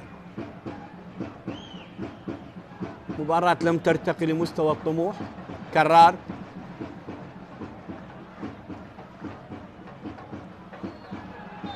خطأ الآن لمصلحة نادي القرن. مؤمل ومحمد الحايك، بطاقة صفراء هي الخامسة.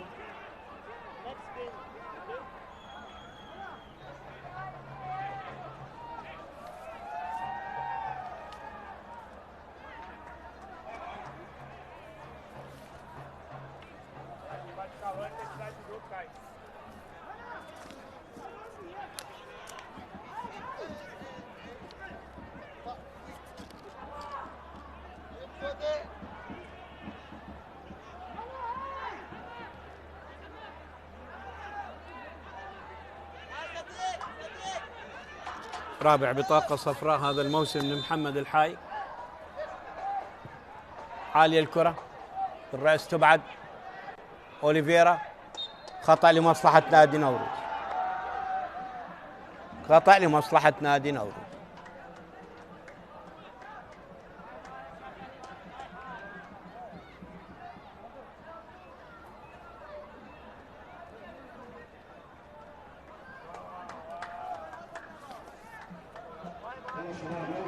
كرة لعبت محمد دلاور.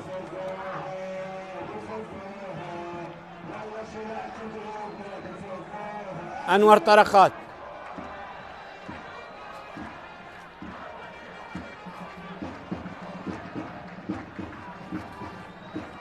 أموري ومرسك يبعدها إلى الخارج.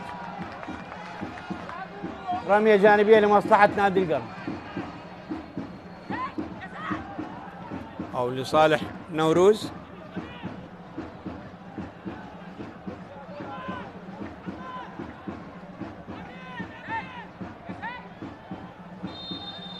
محمد الحايك بالرأس. باولو. أنور طرخات.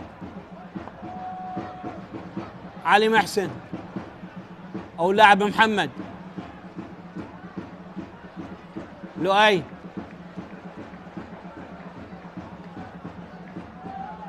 محمد.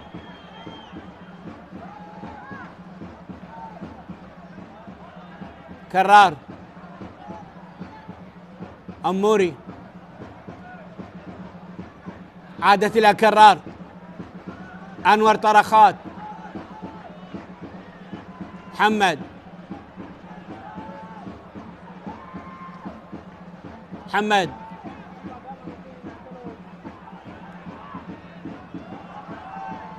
حلوة إلى مؤمل. أموري من الجهة القريبة. تعدى لاعب. عبو عرضية خطيرة وطالت على لؤي. أقرب إلى محمد. تنقطع وهذا خطأ ضده. محمد دلاور والحكم يشير إلى رمية جانبية. رمية جانبية. 11 مباراة 14 مباراة أساسي 11 بديل. لؤي العاني.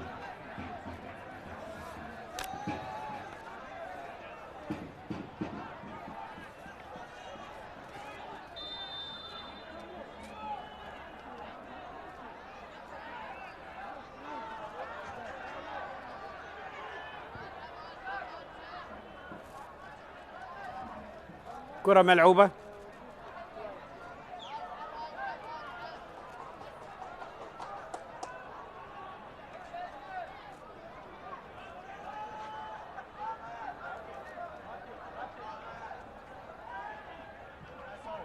تلعب سريعة.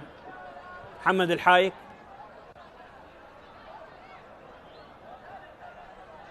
وإلى الخارج رمية جانبية.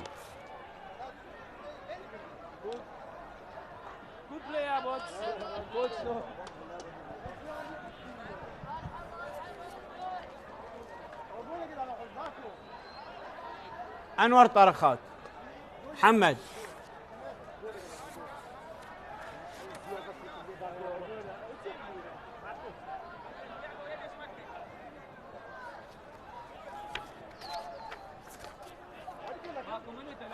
كرار. أنور.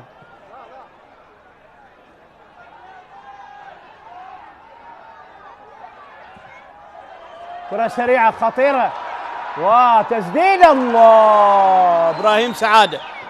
إبراهيم سعادة يلعب الكرة. هذا أول تهديد مباشر على مرمى نوروز في شوط المباراة الثاني بعد 70 دقيقة، يعني بعد 25 دقيقة من عمر شوط المباراة الثاني. هذا هو التهديد الوحيد على مرمى نادي نوروز بكرة إبراهيم سعادة اللي مرت من فوق العارض. 25 دقيقة أول تهديد مباشر على مرمى نادي نوروز من قبل نادي القرن.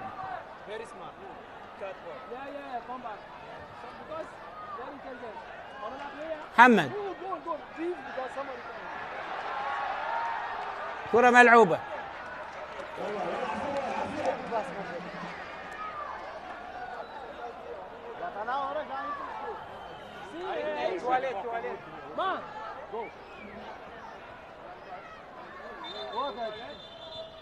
سجاد يدخل بدلا من إبراهيم سعاد. سجاد بدلا من إبراهيم سعاد.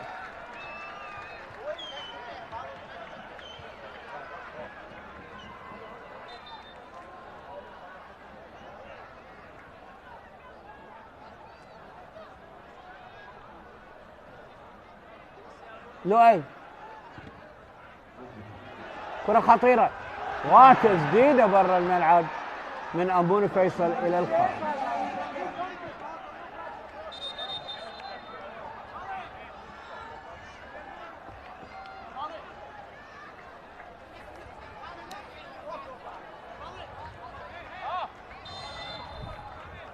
كرة أمور تمر إلى الخارج إلى ركلة مرمى. شومان يلعب الكرة،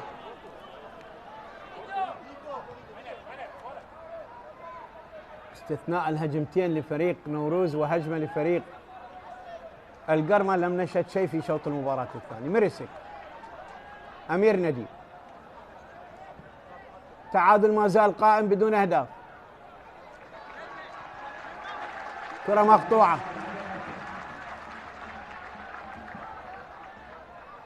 علي محسن، تياغو، سجاد،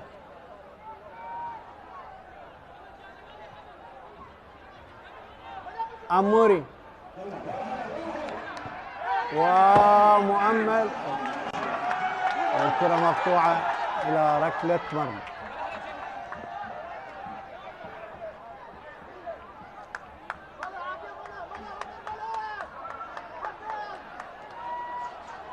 هذا هلو فائق والكرة إلى الخارج. هدوء على المدرجات وهدوء عند المدرب والترقب بحذر، وكل فريق يريد أن يخطف نقاط مباراة. علي محسن، لؤي يلعب، علما سريع على حارس المرمى،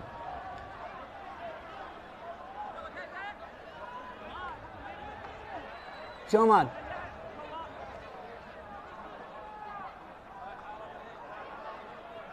16 دقيقة تفصلنا على النهاية، والتعادل يخيم على أجواء هذا اللقاء. كرة بالرأس من إبراهيم، ركلة مرمى لمصلحة نادي القرمة.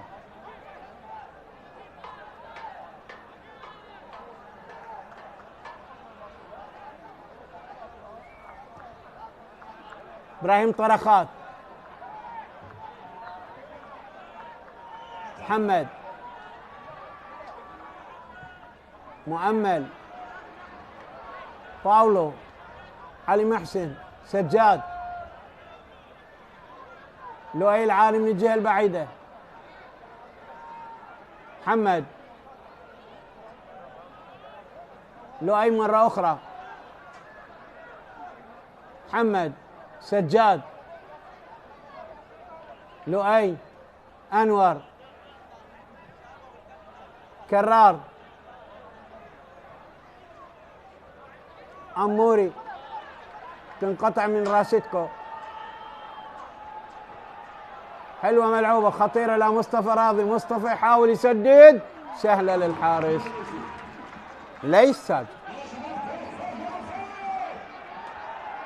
سجاد، تياغو، مؤمل، لؤي، من بعيد برا الملعب إلى ركلة مرمى لمصلحة نور.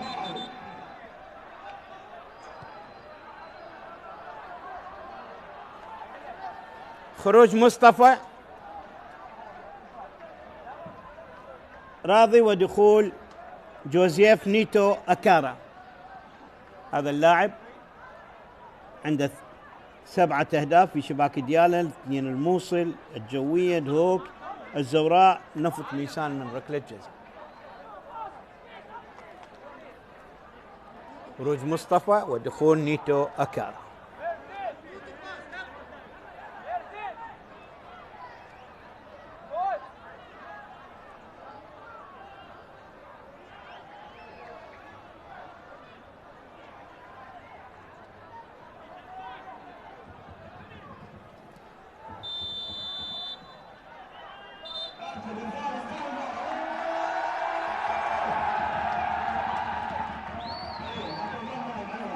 بطاقة صفراء المن لتشوبان.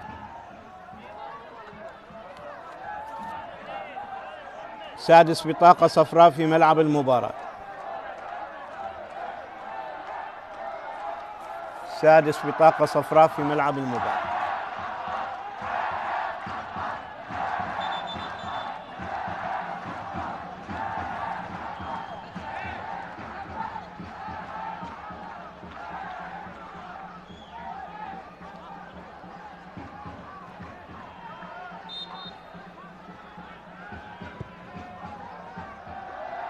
هذه الكرة اللي لعبت من علي حسين عنبر وأنقذها ببراعة ليس ساجد. هي أخطر الكرات، وكانت كرة إبراهيم سعادة الأخطر على مرمى نوروز، وهي الوحيدة لنادي القرم. مؤمل، خطأ لمصلحة نادي القرم.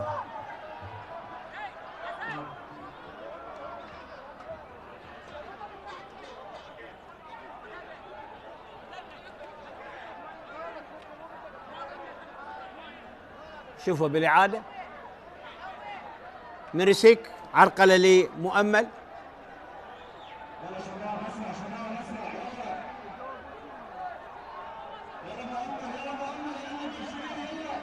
ترقب وحذر من تشومان. أموري على التنفيذ، عالية الكرة ملعوبة خطيرة، مرت برا الملعب إلى ركلة مرمى لمصلحة نادي نوروز. اليوم حتى الكرات الثابتة لم تستغل بشكل مثالي.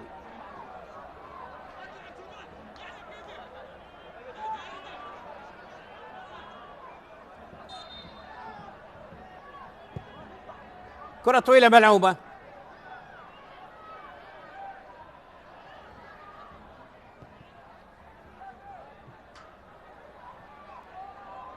أموري، علي حسين عنبر، خطأ لمصلحة نادي نوروز.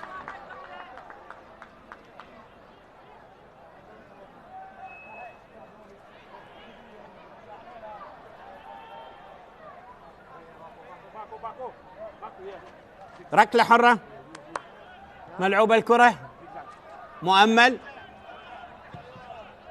هلو فاق يلعب كرة طويلة، تياغو بالخطأ، حايك، باولو سريع، باولو سريع سريع سريع، وبرافو كرار، برافو كرار أبعد الكرة إلى ركنية. كرار أبعد الكرة إلى ركنية.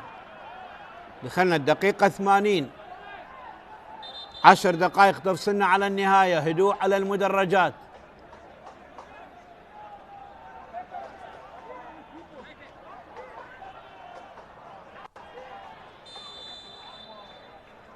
أوليفيرا على تنفيذ ركنية الآن. يجب أن تكون داخل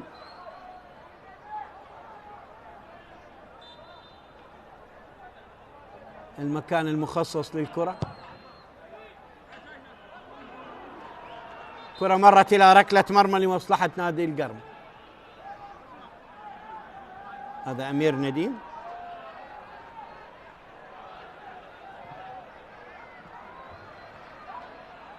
كرة إلى الخارج، ركلة مرمى.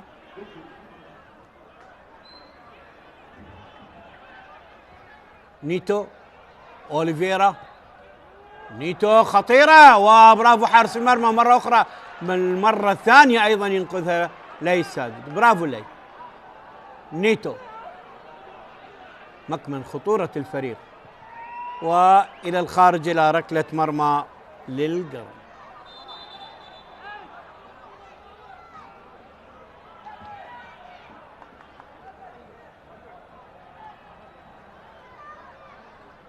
إعادة للحالة، وعلى دفعتين تمكن منها لي ساجد.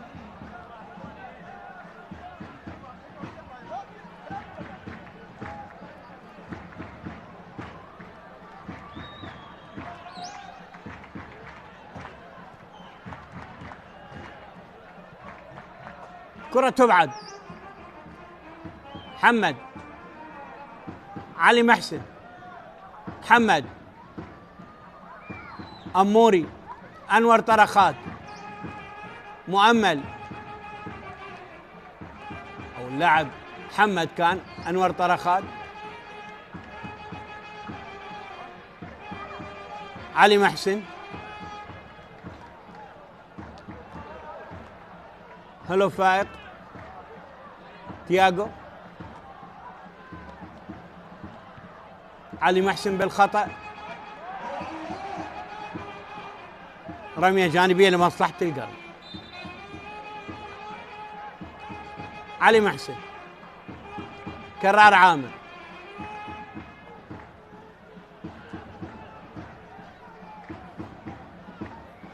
تسعة مقابل 9 تسديدات.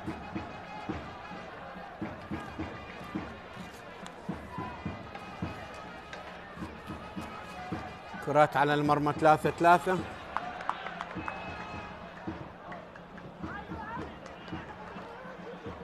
القرمة بالتعادل سيبقى بمركز السابع، وسيعود إلى المركز السادس بسبب التعادل مع فريق نادي زاخو.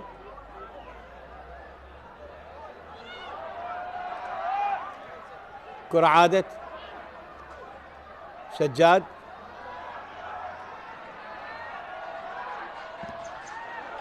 تسديدة ترتد، تياغو، أموري، مؤمل، سجاد من بعيد وإلى الخارج.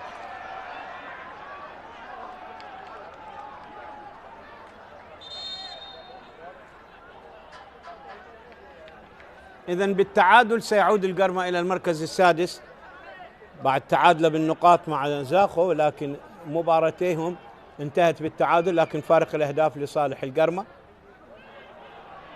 ونوروز سيبقى بمركز التاسع ب 42 نقطة. كرة خطيرة الآن، محاولة تسديدة وبر الملعب إلى ركلة مرمى. 6 دقائق تفصلنا على النهاية، ويبدو إبراهيم محمد يشكو من إصابة. محمد الحايك سدد من بعيد، كرة حلوة برا الملعب إلى ركلة مرمى. سدد من بعيد، كرة حلوة تروح برا الملعب إلى ركلة مرمى.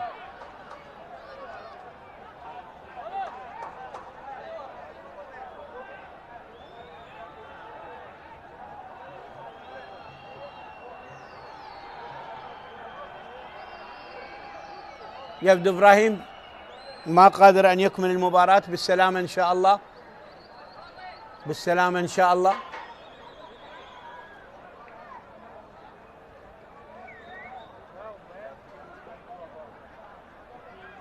إبراهيم يتلقى العلاج، يبدو شد عضلي. بالسلامة.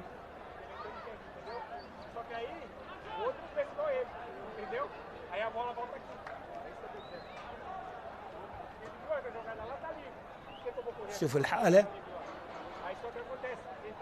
كرة برا الملعب اللي انتقل للجهة البعيدة، كان يطلب بالتغيير أن يتلقى العلاج. ناهض إبراهيم يكمل العلاج برا الملعب.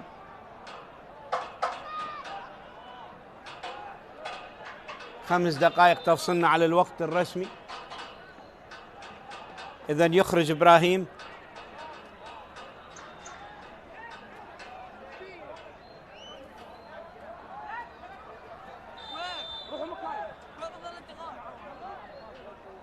محمد رضا يدخل، محمد رضا يدخل. 7 أهداف هذا الموسم لاعب محمد رضا.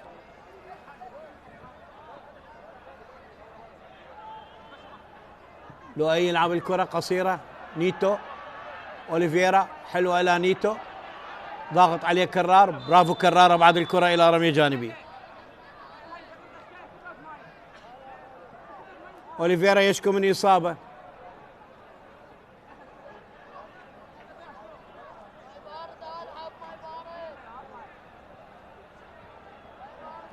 نهض أوليفيرا، ضاغط عليه لؤي.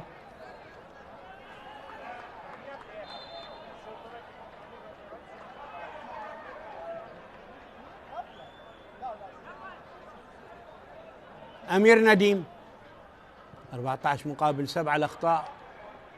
محمد يترك لها ركلة مرمى لمصلحة القرمة. ليث على التنفيذ.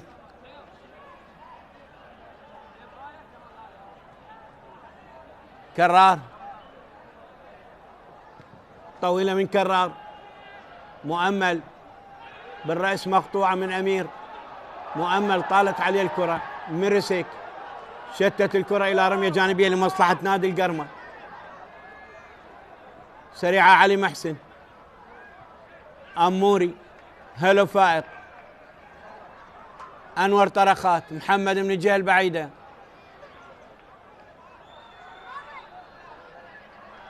كرة لمحمد مرة أخرى. أمير يشتتها. محمد من جديد.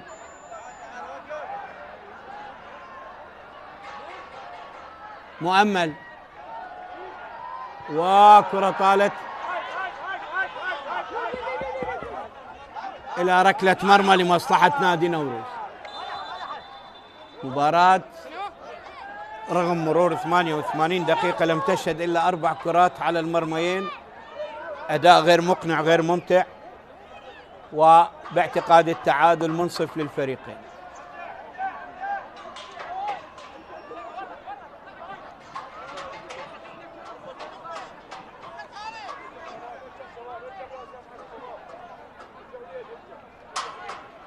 اللياقة البدنية، الإرهاق،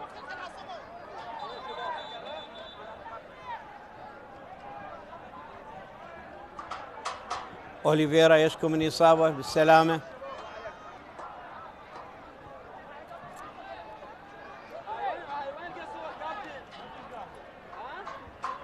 آخر دقيقة راح ندخل 90 دقيقة الآن، دخلنا الدقيقة 90 والجمهور يترقب وغير مقتنع بأداء فريقه. عوائلنا الكريمة أيضا تحضر مباريات الدوري، وهذه واحدة من المميزات الإيجابية لدوري نجوم العراق. بدأ الجمهور يترك الملعب غير مقتنع بأداء فريقه.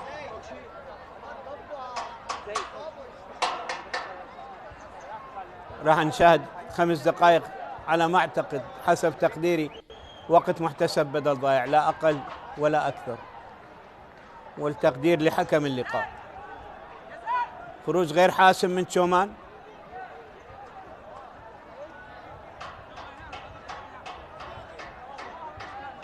علي حسين عنبر بالسلامة.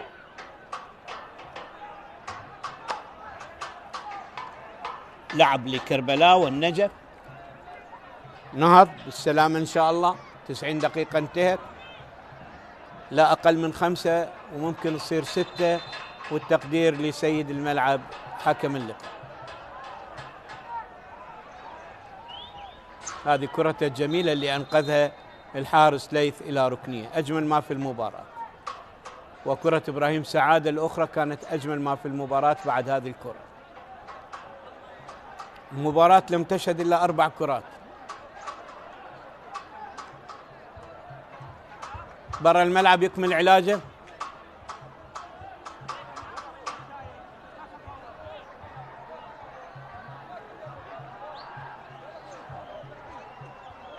يبقى التعادل السلبي قائم ما بين الفريقين.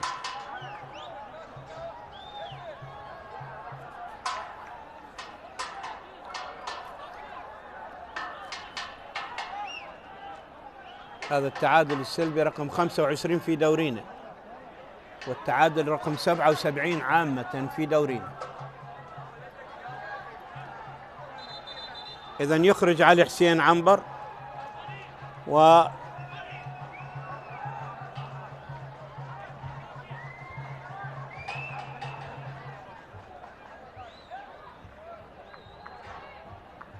أحمد إيسا يدخل. أحمد إيسا يدخل.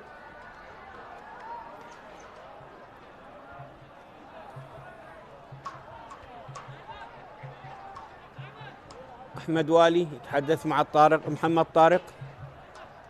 يبدو محمد خضير في طريقة للدخول، أو محمود خضير.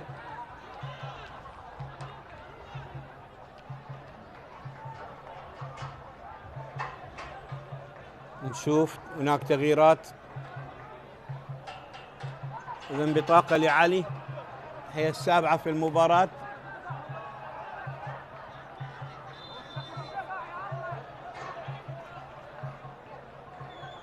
سابع بطاقة في ملعب المباراة.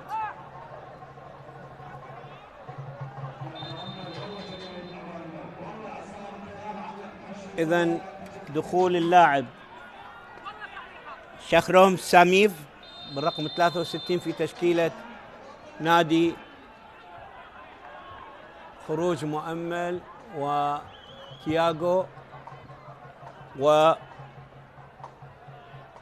ودخول كرة مقطوعة.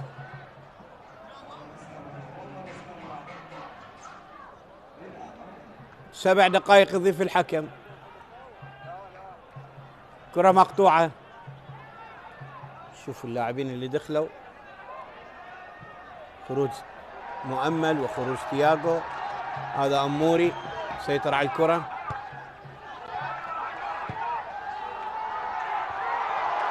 وكرة خطيرة تبعد.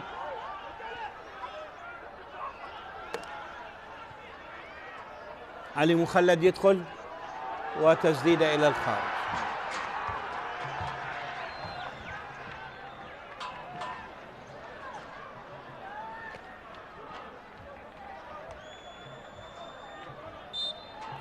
أنور طرخات والكرة مرت. كرة علي محسن.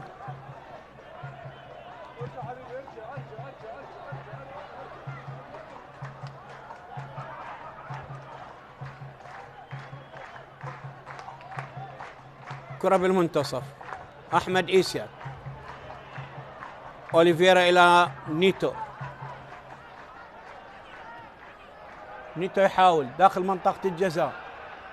حكم يقول له انهض. أموري فيصل.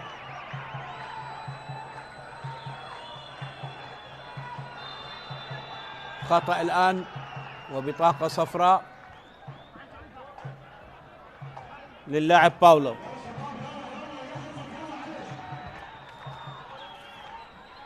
هي الثامنة في ملعب المباراة.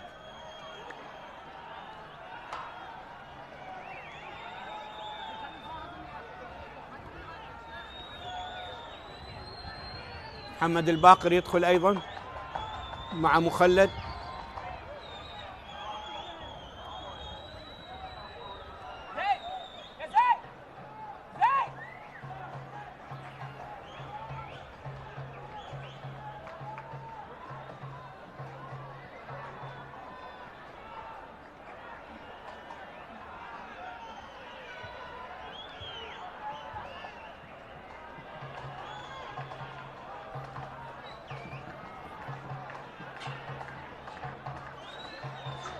وإنذار لباولو هو الثامن في المباراة.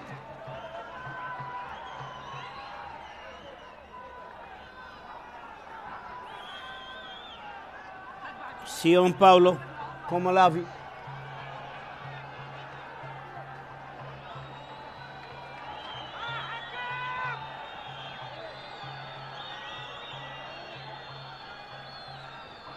كرة مشتركة بين نيتو وعلي محسن.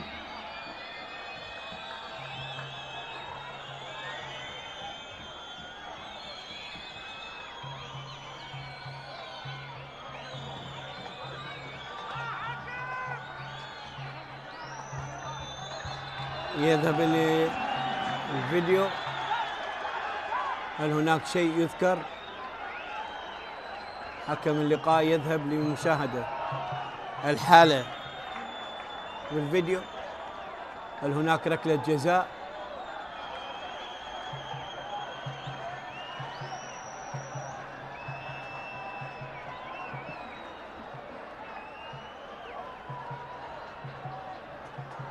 كرة مشتركة بين علي محسن ونيتو.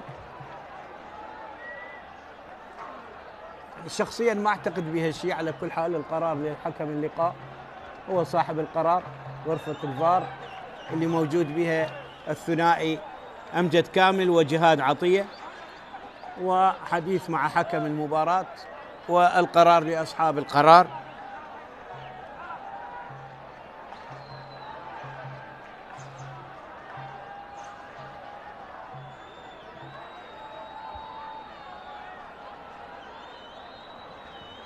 ال7 دقائق انتهت، هناك توقفات خلال ال7 دقائق أيضا. ننتظر قرار حكم اللقاء السيد محمد طارق. هل هناك بنالتي؟ نتحدث مع ثنائي الفيديو والقرار لصاحب القرار. شوف هذه الحالة، هل هناك اعثار؟ شوف من زاوية أخرى.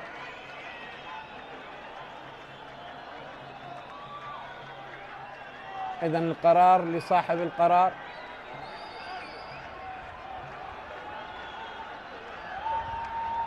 قرار في وقت قاتل.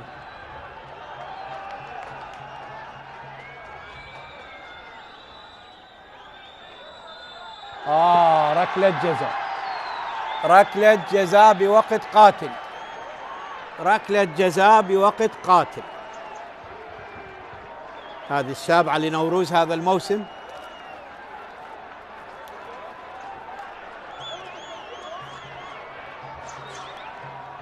والرابعة على القرن. الاعتراض ما يجدي نفع.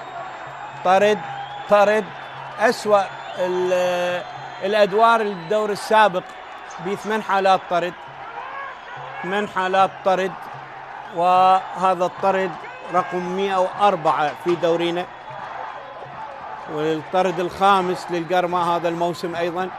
طرد لعلي محسن، طرد لعلي محسن، طرد لعلي محسن. الحكم يعني أنت قرار، أنت بعد ما يتراجع عنه، راح للفيديو وشاف الحالة وإجا قرر أنه الحالة هي ركلة جزاء. أنت تحتاج ليش يا علي؟ على كل حال طرد، طرد هو الخامس هذا الموسم للقرمة والرابع بعد 100، وأسوأ الأدوار كان الدور السابق ب8 حالات طرد. وركلة الجزاء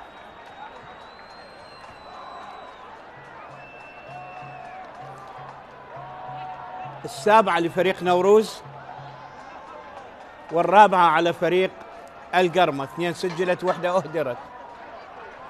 هل يفلح ليث بإنقاذ القرمة بالوقت القاتل؟ من سينفذ؟ من سيسجل؟ من سيهدر؟ كل شيء متوقع في الدقائق الأخيرة. بوقت قاتل نلعب بدقيقة 100، وركلة جزاء لمصلحة نادي القرمة، نادي نوروز.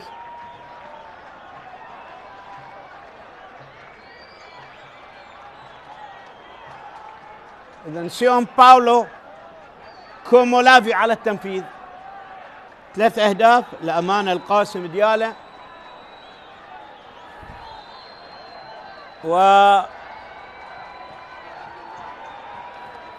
ننتظر هل سيتلقى القرمة الخسارة السابعة ويحقق نوروز الفوز الرابع عشر. جول، جول، هدف قاتل بوقت قاتل، هدف قاتل بوقت قاتل من ركلة جزاء يسجل اللاعب باولو بالدقيقة 100 من عمر المباراة. بالدقيقة 100 من عمر المباراة باولو يسجل لمصلحة نادي نوروز، ويعلن تقدم نوروز بهدف أول وبهدف وحيد. سيون باولو يسجل هدف التقدم والرقصة البرازيلية المشتركة الأفريقية البرازيلية، هدف أمام حسرة وآلام عصام حمد بوقت قاتل. ركلة جزاء قاتلة هدف التقدم لنوروز من ركلة جزاء يحقق من خلال نوروز هدفه أو فوز الرابع عشر ليرفع رصيده إلى 47 نقطة، والقرمة يبقى برصيده البالغ 53 نقطة بالمركز السابع. إذن تلعب الكرة مقطوعة من جديد.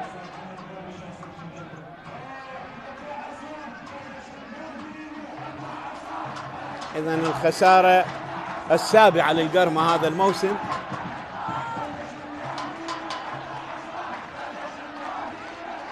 أنور طرخات، محمد الباقر، لؤي يلعب كرة طويلة، أنور مندفع، كرة مرت إلى الخارج، رمية جانبية لمصلحة القرم. علي مخلد،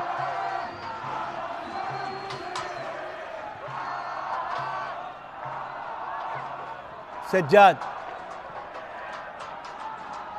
محمد الباقر، كرار،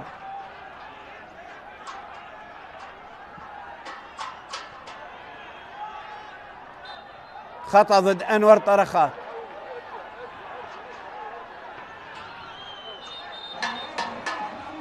12 دقيقة من الوقت المحتسب بدل ضايع.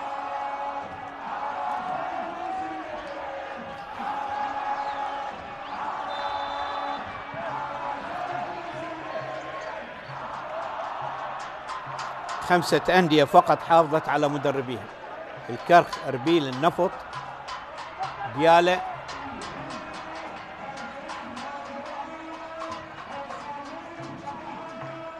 والكرخ.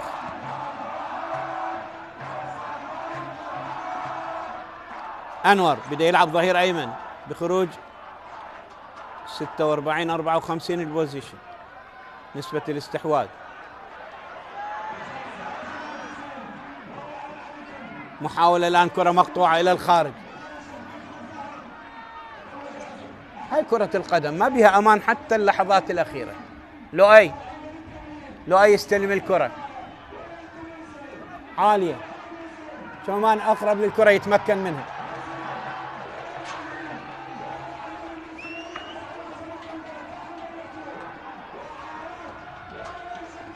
هذه ثاني خسارة على أرضه يتلقاها نادي القرمة، وأول خسارة على هذا الملعب.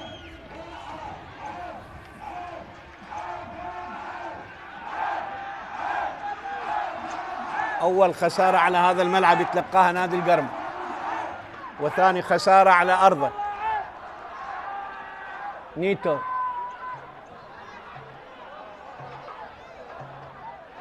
مرة أخرى نيتو يلعب الكرة، ترتد لؤي إلى طرخات، أموري،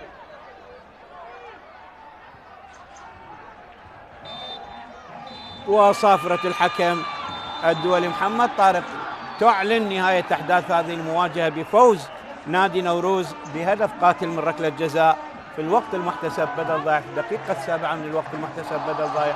إذا مبروك لنوروز، هارد لك لنادي القرمة، والقرمة يبقى برصيده 53 نقطة يتراجع إلى المركز السابع، ونوروز يبقى أيضا بمركز التاسع ب47 نقطة. إذا سعدت برفقتكم، شكرا لمتابعتكم، وإلى لقاء قادم آخر بإذن الله.